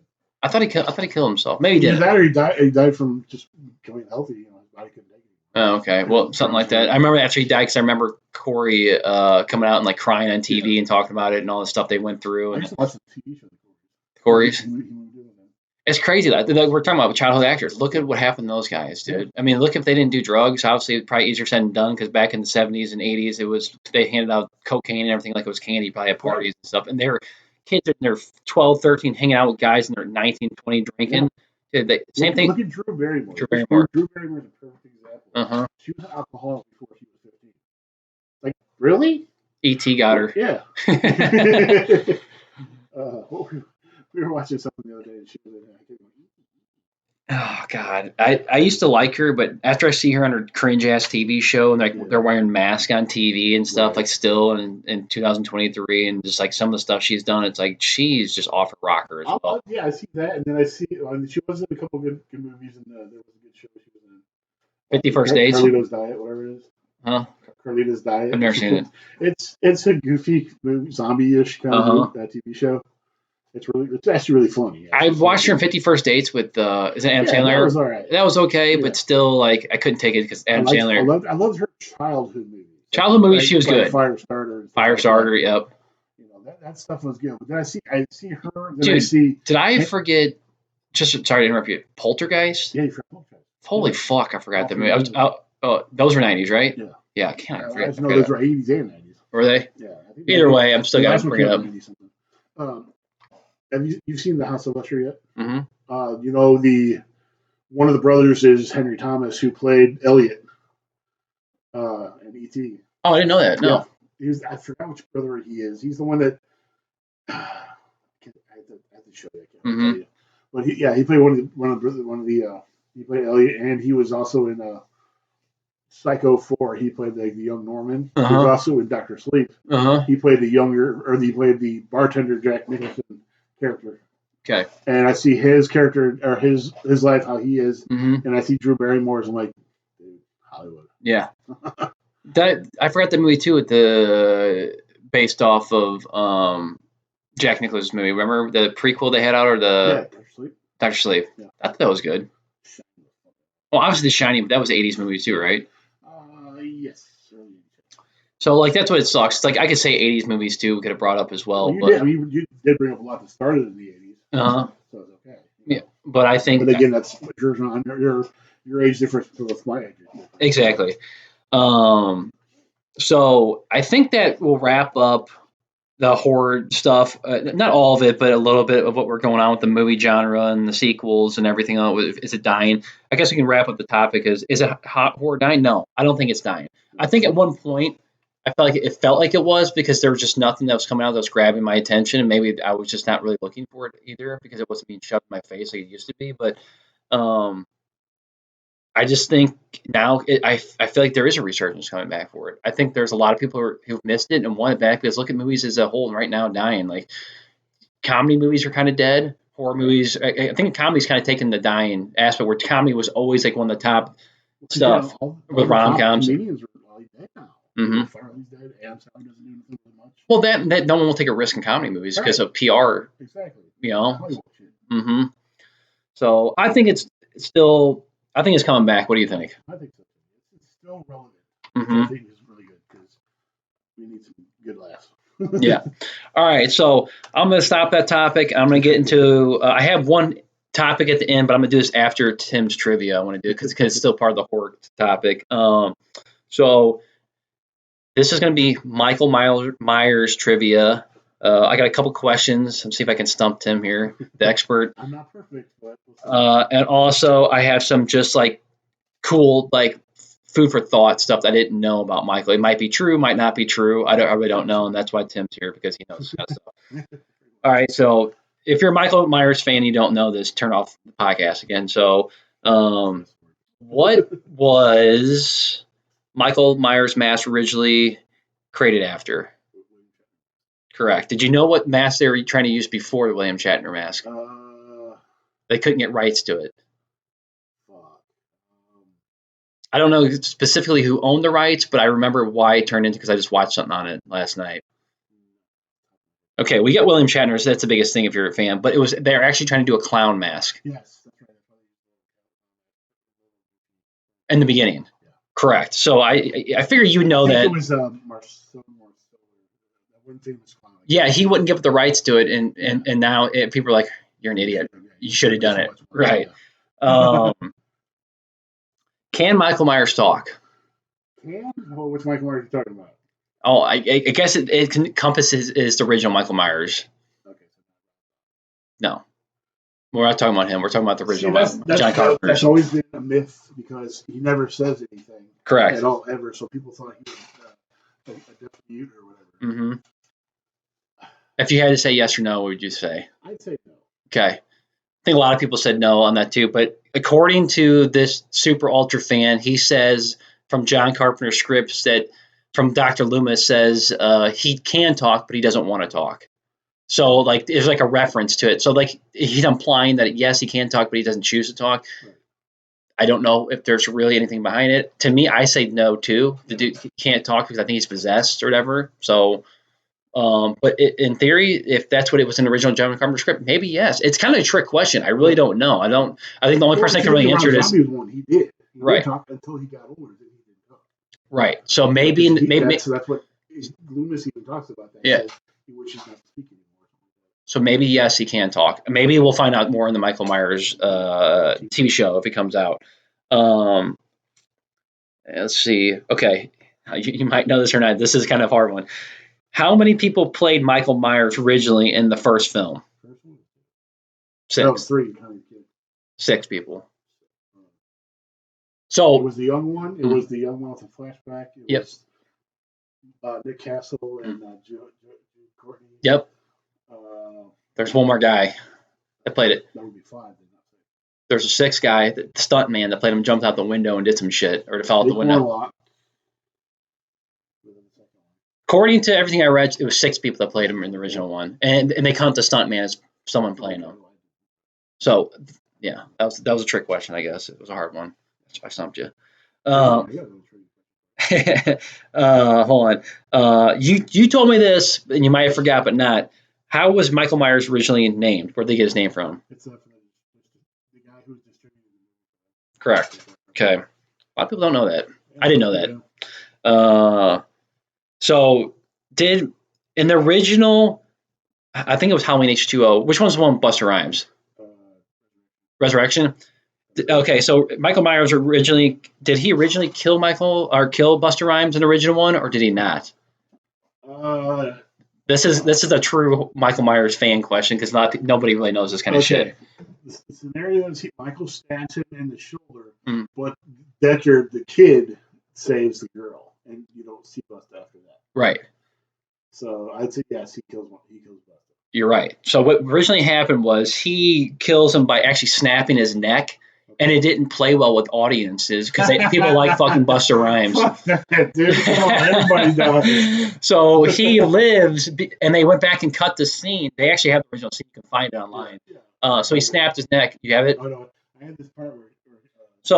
They let him live because of that reason right there. But originally, we killed Busta Rhymes and snapped his neck. Like we didn't want him to live in the movie. So he originally did die. I didn't know that. I thought that was funny because Busta Rhymes that was like the era of like, let's start inserting people from Hollywood that were famous to get hype up movies or whatever. Busta Rhymes was huge at the time, right? In the 90s. The one deleted scenes is the kid saves Okay, He so doesn't say trick or treat, motherfucker. so there's but that was one of the famous lines. What do you say, trick or treat, motherfucker, or whatever? but the That kid was doesn't say that. that wasn't in the first scene. That was in the second one, the trick or treat, motherfucker. That was improvised. It was. Yeah, That's cool. Here's another one. What is Michael's middle name? Audrey. Okay, you knew that one. I knew you were October that. 17th, 1963. When he was born? Yeah. Okay. There's another one I got. You'll know. I know you've said this before, and if you don't, I maybe I heard from someone else, but I'm pretty sure I heard from you. What was before they had Michael Myers' name? What was his script name? Yep, The Shape. If you don't know that, I don't know. There's some kind of literary, like a not poem, but something like a story or whatever that actually explains The Shape. Yeah, I read some of it. It's based off his mask. Yeah. So The Shape is based off his mask and the way it gives him strength and power and all this other stuff, whatever. People wrote this whole fucking thing about it, and people are like, it's not that deep. It's his fucking mask. Exactly. This is what he's based it over. He wanted The Shape to be some type of figure, and that's why the mask was so important, getting the right, correct mask. Now, this is something you might know or might not know. Is the Halloween and Nightmare on Elm Street were shot at the same fucking place, the same house. A lot of people don't know that.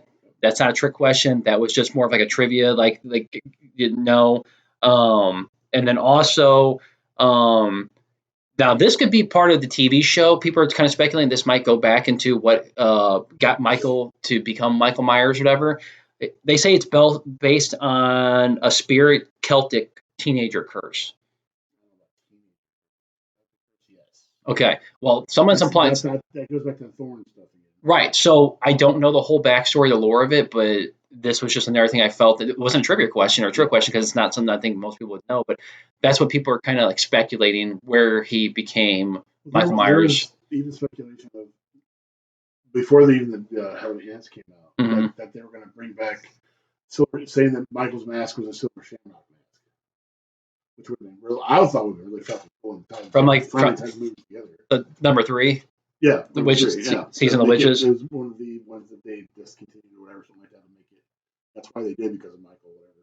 But there's a lot of things I want to bring up to you here when you're done with these. See if it makes you go. Okay.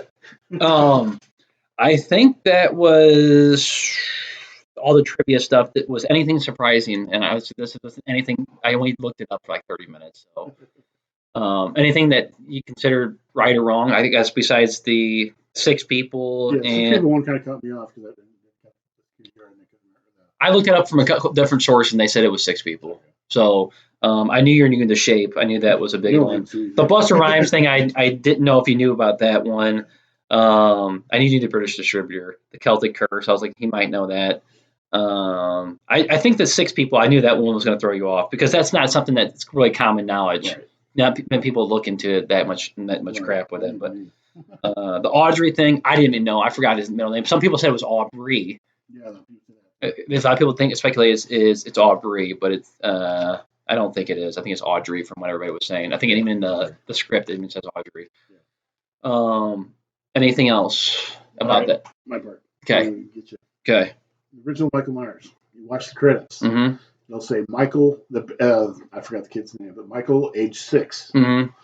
Read down the lines later. It says Michael, age 23. Now do your math. He stabbed his sister Judith when he was 6. Mm-hmm. He was in the sanitarium for 21 years, or for 15 years, which would make him 23. 15 plus 6. Oh, sorry, 21. 21. Mm-hmm. There's a big fuck up there. Mm-hmm. In the 5th one, talking about the middle name, somebody's filling out a transfer form for him. Mm-hmm. When they spell out his name, they put Michael Myers, comma Michael M, not A. Somebody had a different middle name for him. Okay. Mallory. What? We'll say the girl name. His middle name was Mallory. Mallory. Maudry. What the fuck was the other one I had? I told you that Busta Rhymes was improvised. There's a lot of fuck ups in that. I can think of it. There's always funny fuck ups like that in movies. Every movie, right? It's like nobody's perfect. No, I mean a lot of movies they don't have the budget to reshoot things or redo stuff. They just they don't catch it in time. Because they're too busy, watching the same thing I like watching those. I forget what they're called, but like it's like watching American Pie, like that part where he drinks the cum in the bedroom because he jizzed in the cup or whatever. Yeah. One moment it's blue, the next moment it's red, and then it's back to blue. Yeah. Because they had Stuff like that. just funny shit, stupid shit like that. Yeah, I love seeing stuff like that. A lot of times, like I think when Michael's carrying Linda around the house, her head's facing one way, then he turns around the other way, then her head's turned the other way. I've never noticed that. Yeah. There's some of the pumpkins are different, or they're blown out. Little stuff like that, or the palm trees, of course. See, that's what it was. One of them was California because they have palm trees. In the middle of the beginning of the first one, you can see a palm tree or two in the background, and you also can see this smoke go across the screen because John Carpenter smoked a cigarette when he did it. And I believe it was 8. I can't remember.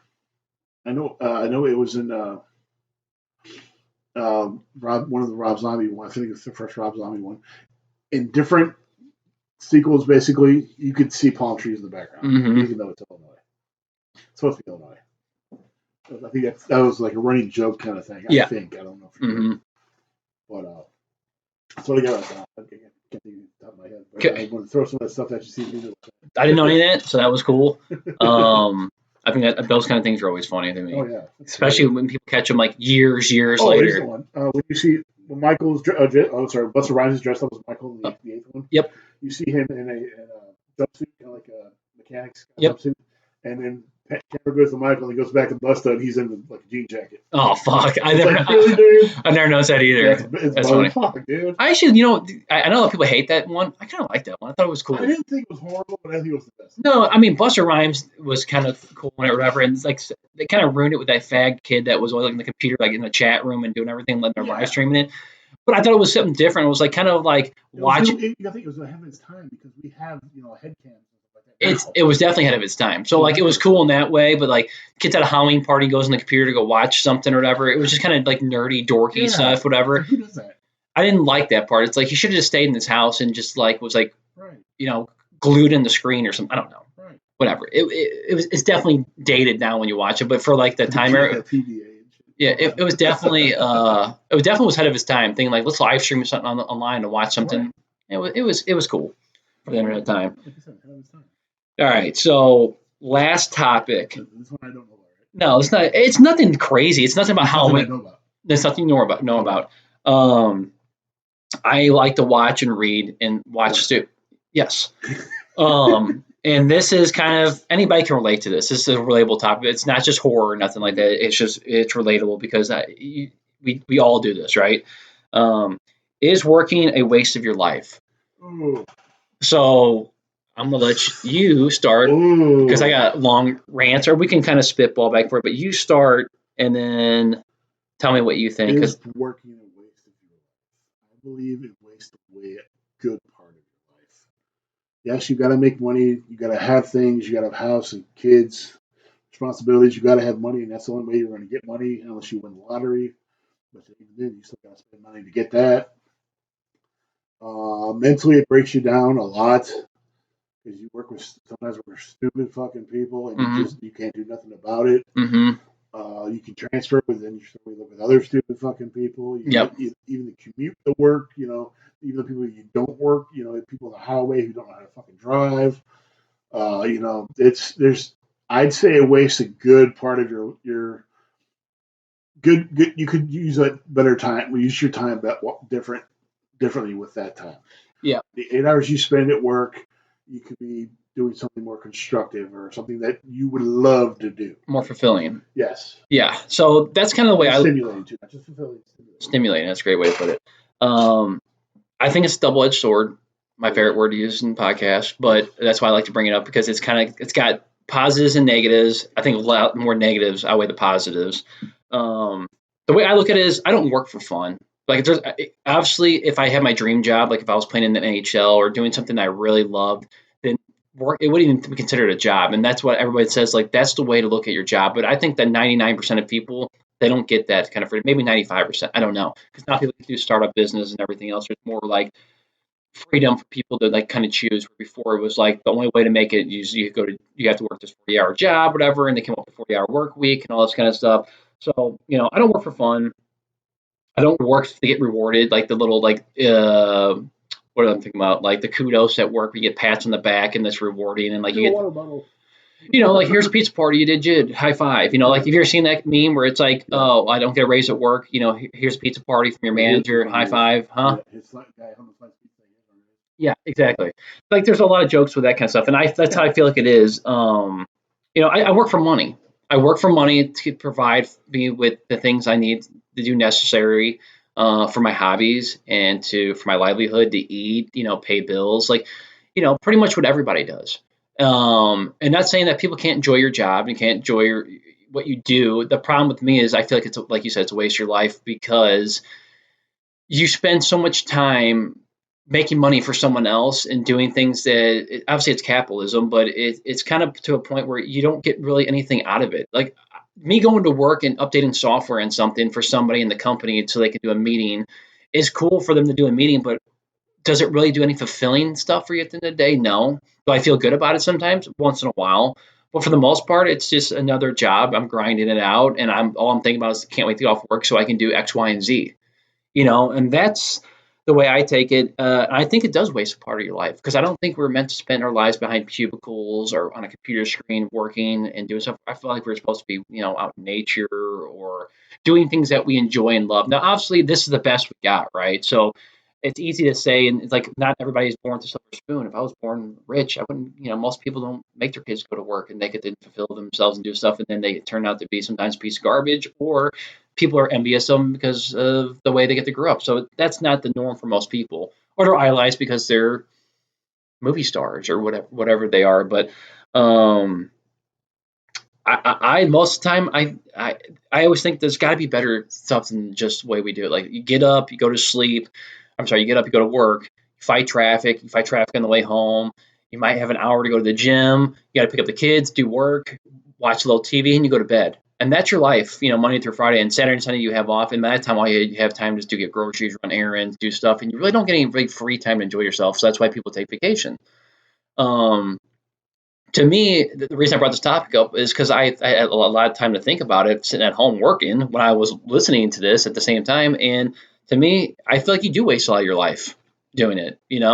Sure, there might be some trivial things. You might make some good relationships with people at work and some other stuff. But reality is, I don't think that for the vast majority of people, I don't think a lot of people like their jobs, and I don't think people look forward to going to work. So I feel like it's kind of a thing that people either one have to do because to survive, but also because they have no other choice, they have no other option, or a lot of people are just afraid to get out of the normal day to day thing that they're comfortable doing. Like it's risky to say I'm going to quit working and just go start up a company or do this, even though if you're successful, it might more be fulfilling and happy for you, but um, when you start your own thing, you might, like we were saying earlier, you might not consider it work, but you might be working more than you were before. So like, which way do you want to pursue it? Like, do you want to consider yourself working your life away? I don't know. And also off topic. I thought it was something different, but what do you think of anything else that can make me a positive? I mean, what's some positives of working? You consider not wasting your life away. Well, if you think about this an old wise man I used to work with at the radio station used Mm-hmm. to say this, and at first I ever heard it, I was like, wow, this is very, very, very inspiring. This makes sense. Mm-hmm. Do what you love what you do. Mm-hmm. That's the hard part. You can't. There's hard to do the job you want to do nowadays because you have to provide. Back in the 40s and 50s, a work week was 21 hours. Full time was 21 hours, and they could still own the house, the car, the kids, the vacations, and all this shit. Nowadays it's hard. You have to have two jobs in order to make your house, your car, your kids, and everything else. Mm-hmm. It's fucking sucks. Mm-hmm. Everything costs so fucking much that you're killing yourself to live. Basically, that's what you're doing. You're working to live. Yeah. The way I look at it too is, people say like, well, working gives you purpose, to contribute to society, kind of, and it's like, well, what purpose am I really giving? Like the way I look at it is too is it's wasting my life away, and what am I really contributing to society at the end of the day? I'm contributing to someone else's pocket, what I am, and they pay me a value of like an hour of what you think what you're worth. So like I'm going to work and I make $20 an hour. That's what they think that I'm worth, my value of what I bring to work. To me, I know that's the best we have it. Like I can't say anything else like that. If I don't like it, I can always go do something else. Because you guys are- Right. I think to me it just means nothing. I feel like the more time you spend at work, the more you're gonna regret it and regret that you wish you would have spent time that you did something else because you can't get time back. Again, with like our most precious commodity is time. So the more time you spend at work, I feel like you're gonna regret it. Like that's just the way I look at it. Like I don't get anything really positive out of work at the end of the day. Like sure, like I said, you may get some relationships, you get some laughs once in a while. You get forced participation with a lot of stuff that I fucking hate. If it wasn't for the money, I wouldn't be working, right? I mean, I do like my routine. Like I wait, like, I like Still, I could make a routine doing something different that wasn't going to work. Now, obviously, if I had money and money wasn't an issue, I would do more hobbies, maybe volunteer more and help people, or help people. Like I would do like more hockey centric things to help people because that's what I enjoy, or something else like working and building shit for people. I don't know. I'm just making stuff up, but I would find a different hobby that give me fulfillment and more purpose in life than just going to work and helping people with their meetings. Like that's just the way I look at it. you ever seen the movie Con Air? Yeah, of course. Most perfect quote I've ever heard in my life. What if I told you Insane was working 50 hours a week in some office for 50 years, at the end of which they tell you to piss off, ending up in some retirement village, hoping to die before suffering the indignity of trying to make it to the toilet on time? That's exactly what you're talking about. It pretty much is. I forgot about that quote. Who said that quote? You said, Oh yeah, when everyone says he's really crazy or whatever. yeah, he's talking Nicolas Cage, and he's talking about the definition of insane, and he's like murdering 50 people. It's just insane. And that's what he brings that up. That is a very true statement. Obviously, the guy's insane and psycho or whatever, but he's so smart. But yeah, it's funny. A lot of people that are like that are really intelligent too. Yeah. Like Dr. Lecter. Yeah. Of course, they're movies though, not people. Obviously, they're movies, not people. But I think there is like what's his name, not the Unabomber, but the other guy that lived in the woods. Yeah, Unabomber. Ted Kaczynski. Was Ted Kaczynski? Yeah. Super intelligent, lived in the woods, whatever, and did stuff. They kill people, or whatever. Yeah. Kind of the same purpose. So what he was saying, like he's super intelligent, but he was killing people because he had problems. So, yeah, I don't know. It just seemed to me like it was just a random topic. I would throw some random stuff in here, just to think about it. But to me, for our final thoughts on the podcast, this was the final topic I wanted to bring up because we all spend time at work every single day. We all talk about, we all bitch about it. We sometimes have some good things to say about it, but for the most time, it's like we all dread waking up and going to work. I don't care if you enjoy your job now. I enjoy my job. I like my job, but I'll tell you right now, I don't look forward to going to it every day, right? And I don't like doing things I don't care about. For who, right? Nobody. Right. One executive up top that needs something done so they can sell it to Joe Blow so they can make some more money, and I don't see. Can make the money right, and I don't see anything. I might get a pat in the back, good job, and why they're reaping the benefits of making millions of dollars. I mean, and then everyone's gonna say, well, that's capitalism, bro, and it's like, you're right, that is capitalism, and I'm glad we have a capitalist society. The problem is I think. My point is, I think we should do away with 40-hour work week. I don't think you need 40 hours in a work week to get it done. 8 hours a day spending at work, it's actually 9 if you think about it. 8 hours working, 9 for lunch, right? So, and that's not counting getting up and getting everything else ready, traffic, getting the kids ready, preparing your lunch, getting home, all the other bullshit that you could spend extra time doing. Now, I will say, I think it's trending towards the right way because obviously I work at a company that works hybrid. So my job's mostly remote. I get to work from home. I still work an 8-hour work day. You can say it's 9 to 5, whatever you want to call it. Now I will work longer and later because I have that freedom of working from home. So they know they got me there, which I can't really complain with because I don't have to fight traffic and other stuff. I can take naps on lunch if I want to, or, lay down when I don't do stuff. Yeah. I mean, regardless, I think everybody kind of takes advantage of that and get to run errands and do other things. So it's trending towards the right way, I think, for working, the work-life balance, we'll say, in a better way. But still, I feel like it's wasting my life. There's things I don't want to do, and I have to kind of just bite my tongue and say, play the game. You want to call it the end of the day? A lot of people say it. It's like you have to play the work game to get ahead. And it took me I think almost 10 years to figure that out. When I was 23 to like I think 33, I think I just fought it like tooth and nail. It's like I'm not doing this. I want to come to do my job and go home. Right? I will leave work at work.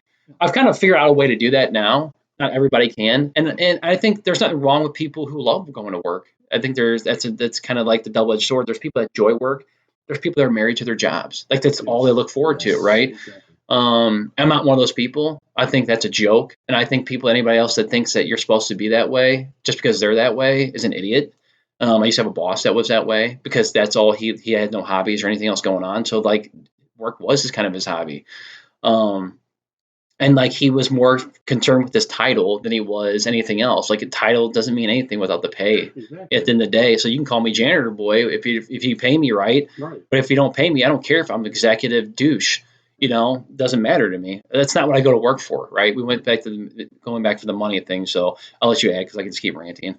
No, you're fine. You made me think of Dave Chappelle and Half Baked. I'm a what is it? Oh, fuck. I'm an associate of the custodial art janitor. If you want to think about it. Yeah. Yeah, I totally agree with you, dude. It's once you get older, you realize that you have to work, you have to do this, you have to do that. But then you got to think of the, I guess, the other side of the sword is that once you get older, in like 70s and 80s, sometimes people are still fucking working. You got these old folks that are Walmart greeters. I don't know if they still haven't been inside Walmart for 3 years. But it sucks that you can't retire. You used to be able to retire, when you're 60 or something like that. Now people can't even do that anymore. Things are just so fucking ridiculously expensive. $3 for a gallon of milk. It costs more for a gallon of milk than the fucking gas does sometimes. It's like, dude, seriously? It sucks. You get these people. Some of these people even beat the system and say they're disabled or they're handicapped and they get off the government dime kind of shit, But then there's other people who like me who want to work but can't because of my health. Yeah. I really fucking want to do things. I want to get a real job and work, and then meet, like you said, make the relationships and stuff like that. But I can't. I think the double-edged sword part of this too is, and I have actually sent through this topic because I forgot about it. Not topic, but into this topic is when you don't have anything going on, if you don't have any hobbies, like right, what you're saying, like if you're disabled or something else going on, you get to a point where you become so bored you'd rather go to work and do something because it's the same thing every day, right? Yes. So it's kind of like some people are like, you're very fortunate to be able to work, and other people are like, fuck you, I don't want to work at all. Like I think there's a point you get your life, like you're saying, when you're getting ready to retire, you should be able to say fuck work and you have the money saved away. And then some people, they just can't sit still, they need work, right? And I've come to find out too from watching stuff, if people that sit down and don't be active anymore, like when they get to a certain age, like in their 60s or 70s, dude, you can die within 5 years. Your body will shut down and just be decrepit and old. And your body doesn't know about it. You don't have that. It thinks you're dying. It thinks you're shutting down. Like you're not doing anything. Your back starts going out. Your knees start going out. Everything starts going bad. I think there's a lot of people that are afraid that if they could continue to stop working or being active, they're going to die.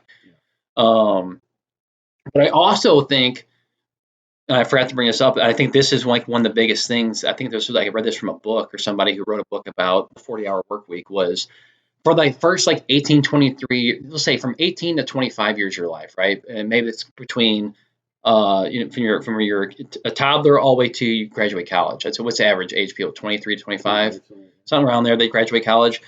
You're conditioned to think and be told what to do, right?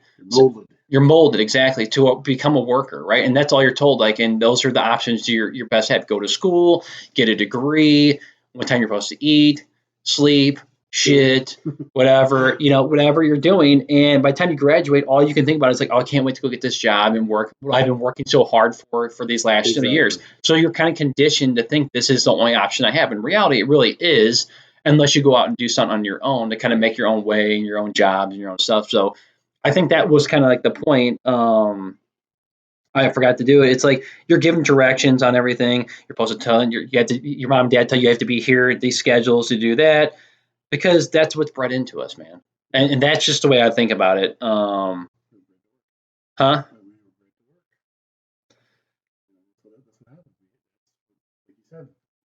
You grow up to condition to do a certain thing, and then once you do it, it's just like, it sucks.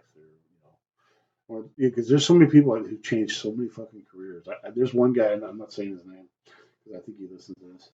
Every 6 months or so, he has a new fucking job. I swear his resume is about like the size of a encyclopedia series Yeah. because he does so much fucking. I don't like this anymore. I want to do this. Yeah. Uh, it's just I couldn't do that. Mm-hmm. It'd be great for the experience to learn all these different things, but at the same time, it doesn't look good for you because somebody might not want to hire you because you're like, oh, they're going to leave us in 6 months, or Right. whatever. I think to the point I was making too is, and that's a great point what you made. I think too, like when you're so conditioned when you go to school and do all this stuff, was you go from doing homework and no responsibility, maybe a light job here and there to make some money to go do stuff with your friends. But then as soon as you get done with school, you're like, okay, homework's done, school's done. Better figure out, you're almost 30, time to get a job. And you like people panic and then fear of being criticized or ridiculed from either peers or family. I think a lot of people do not go the extra route to go say, I want to do something on my own. I'm going to go the safe route and go to a company that's already established, get my 401k, my health benefits, whatever, which is not a bad thing. I think a lot of people do that because there's job security with it, right? The other is the unknown. And a lot of people are, especially this day and age with everything, the way everything costs and money, I think it's going to be less thing that people are going to be like, I'm going to be an entrepreneur or a business owner or whatever. Or maybe it's both. Maybe some people feel like, they have more opportunity now online to be content creators or whatever they want to do. They have more opportunity now than they did before. So I don't know, but to me, I feel like, I guess final thoughts on it is, I feel like working is a waste of your life. I think it is. Mm-hmm. Obviously, it's the best we got. I've said it like 4 times, to make money, to provide for your family or whatever you want to do in life. But if there was a better alternative, I think people have come up with it now, right? I think this is just what we are offered. And to be honest, there is days I kind of like the routine of going to work. I do like seeing people. I do like talking to people. So there is positives. I'll get some positives away. Like you do some good networking. You do meet people through work that can turn into good relationships or lifelong friendships, or that could help you out down the road with other things in life. But for the most part, I'd say 90% of the stuff you do at work it's just a bunch of baloney and bullshit. You're just told by other people to get done because that's what they need done for the business, right? It's not for your betterment of work and health and everything else. But I think there is a good turning point where people are taking more work-life balance into consideration, people's mental health, because not everybody wants to work in the office anymore, or nobody wants to work a 40-hour work week. You've seen like in England and other places now, they're going to 4-day work weeks, working 30 days, or only getting your work. If you get your work done, you can be done for the day, type of stuff. There's some people that are taking that in consideration as well. And then people will work harder. Like, oh, fuck, I get my work done. I do a great job. I can go home. There's an incentive, right? It's incentive driven instead of just, driven off of money. It's like a double thing they could do. So to me, yes, there's positives with it, but I think most of it is negative still. That's just the way I look at it. I think I always look at it that way. Now, I mean, I want to teach my kids that like working is a great thing and everything else, whatever, and be hardworking. But at the same time, one day they'll get to this point. They're not going to be naive and dumb. They'll figure out that working is the same way, unless you get a job that you really are passionate and love. I guess that's the other side of it too. If you find a job that you're really great, like the radio station that you did, or making podcasts and doing stuff for kids or whatever, dude, that could be a dream job for you. I mean, was that like a job you ever thought you were ever going to do? No, never. No. I just fell into it. And you love music. Yeah. So when you were at work, do you ever consider you feel like you're working sometimes? Sometimes, yeah, of course. Mm-hmm. Other times, most of the time, no. So like if you, I guess to say, would you consider that like a dream job, working in the radio and doing stuff? I think so, yeah. Yeah. Working in college, working with kids, teaching kids how to get on the radio and stuff like that. I loved it. Mm-hmm. It's one of my favorite job I've ever had. Right. Even working at the casino and stuff like that. Mm-hmm. There's a lot less drama. You got to work with special kids, but still, those special kids, some of them turn out real great. Yeah. And you kind of get to make your own schedule, teach your own curriculum, or whatever. What's that word? Yeah, curriculum. Yeah, whatever. I can never say it. I'm an idiot. But you kind of get like your own freedom, and you get enjoyment out of it, and you're kind of helping people at the same time learn something. So like there is like a lot of positives for what you're doing. So like I could see why you really enjoy it. Like me working at a radio station, I'm not into music as much as you, so I don't know if I get benefit. But doing a podcast and teaching kids about it, even though it's something we do as a side, as a hobby, I would enjoy it. I would think that would be fun. Teaching kids how to do all this kind of stuff would be fun. It's not as techy and crazy for me because I'm technical. But if for someone that doesn't know anything, this might be the fucking moon to them, right? You know. So to me, like teaching them, that's why I like working in IT because it's the same reason. But most of the time, I don't enjoy working up and want to troubleshoot someone's thing or do stuff. It's not what I look forward to. Right. Just like when I get off work, I don't want to go work on my mom and dad's computer because they're stupid. Right. You know. But you know, you kind of get where I'm saying. You know, it wasn't always my dream job. It was like always a backup thing. It's like I always wanted to be a pro hockey player. You know, pipe dream. But it's like I always enjoyed a computer, so I'm kind of in a position where I do say I do enjoy my job, but it's not something that I feel like I get a lot of benefit out of. Let's just say that. Yeah. So I guess to wrap this up, get to our 2 hour point that we always get on the podcast. Yeah, it's almost 2 hours. I guess final thoughts: is working a waste of your life? Yes or no? Yes. Mm-hmm. Yeah, I mean, if I could get paid to do podcasts like Joe Rogan and sit here and just shoot the shit with friends and people like that, that's a dream job for me, right? I could get up every day and have a new person come over and shoot the shit and hang out and make podcasts. Huh? Smoke up, whatever you want to do, whatever you want to talk about. Basically, like I used to tell people is my job entitles me to walk in the door, pull up a chair, pull up some music, and that's it.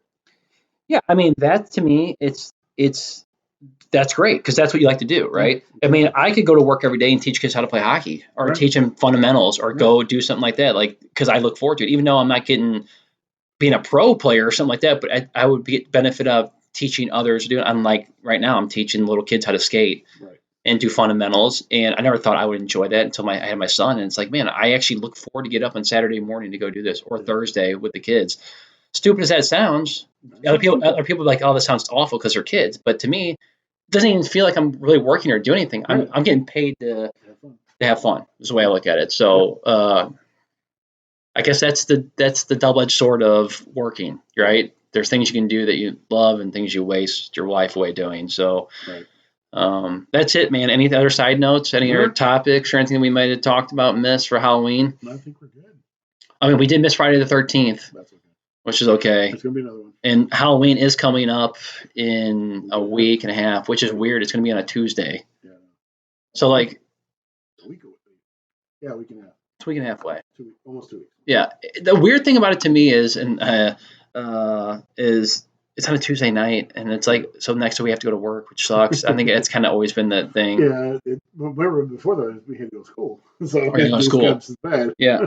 And like I say, the good thing is I don't have to worry about sitting around eating candy all night and getting pigged out or whatever. But I'm excited to see where Halloween is going. I don't know if we're going to do our Halloween podcast for this month. Maybe. If we're lucky, maybe we could do one on Halloween. I'm sure. Could, but I'll be down trick-or-treating and stuff. But I did... surprise anybody that knows me, I dyed my hair blonde to be a Backstreet Boy or NSYNC boy. No, I'm joking. To be Ellen DeGeneres and to dress up as Malfoy for my son for Halloween because he really wants me to be Malfoy. I don't know why, but he's Harry Potter. My son is, or my son. You could be Hagrid. That'd be awesome. My daughter could be is going to be Hermione. And I could have been Ron. I could have dyed my hair, ginger and been a daywalker, but I don't want to do that. So she's gonna go as McGonagall, I think. McGonagall, the teacher. Okay. The old hat. You're gonna have to tell me these things. No, you're good. The older lady that's I can't remember her name, whatever, but she's one of the teachers, whatever. It's cool. Yes, that lady. So that's it, boys and girls. That's our podcast this time. If you guys enjoyed it, give us a like, subscribe to us, turn on the bell for sure, the notification bell, and please give us a comment. Like, tell us if you liked it. If you don't like us, tell us. You like us, tell us. Just give us some kind of feedback. If we suck, please tell us we suck. We like that kind of stuff too. Give us topic ideas. Exactly. Give us some topic ideas. You want to be on the show? I mean, hell. You want to be on the show? Page my cousin Tim on his pager. But I think that's it, man. I think until the next time, this is our podcast. Hope you guys enjoyed it. See you.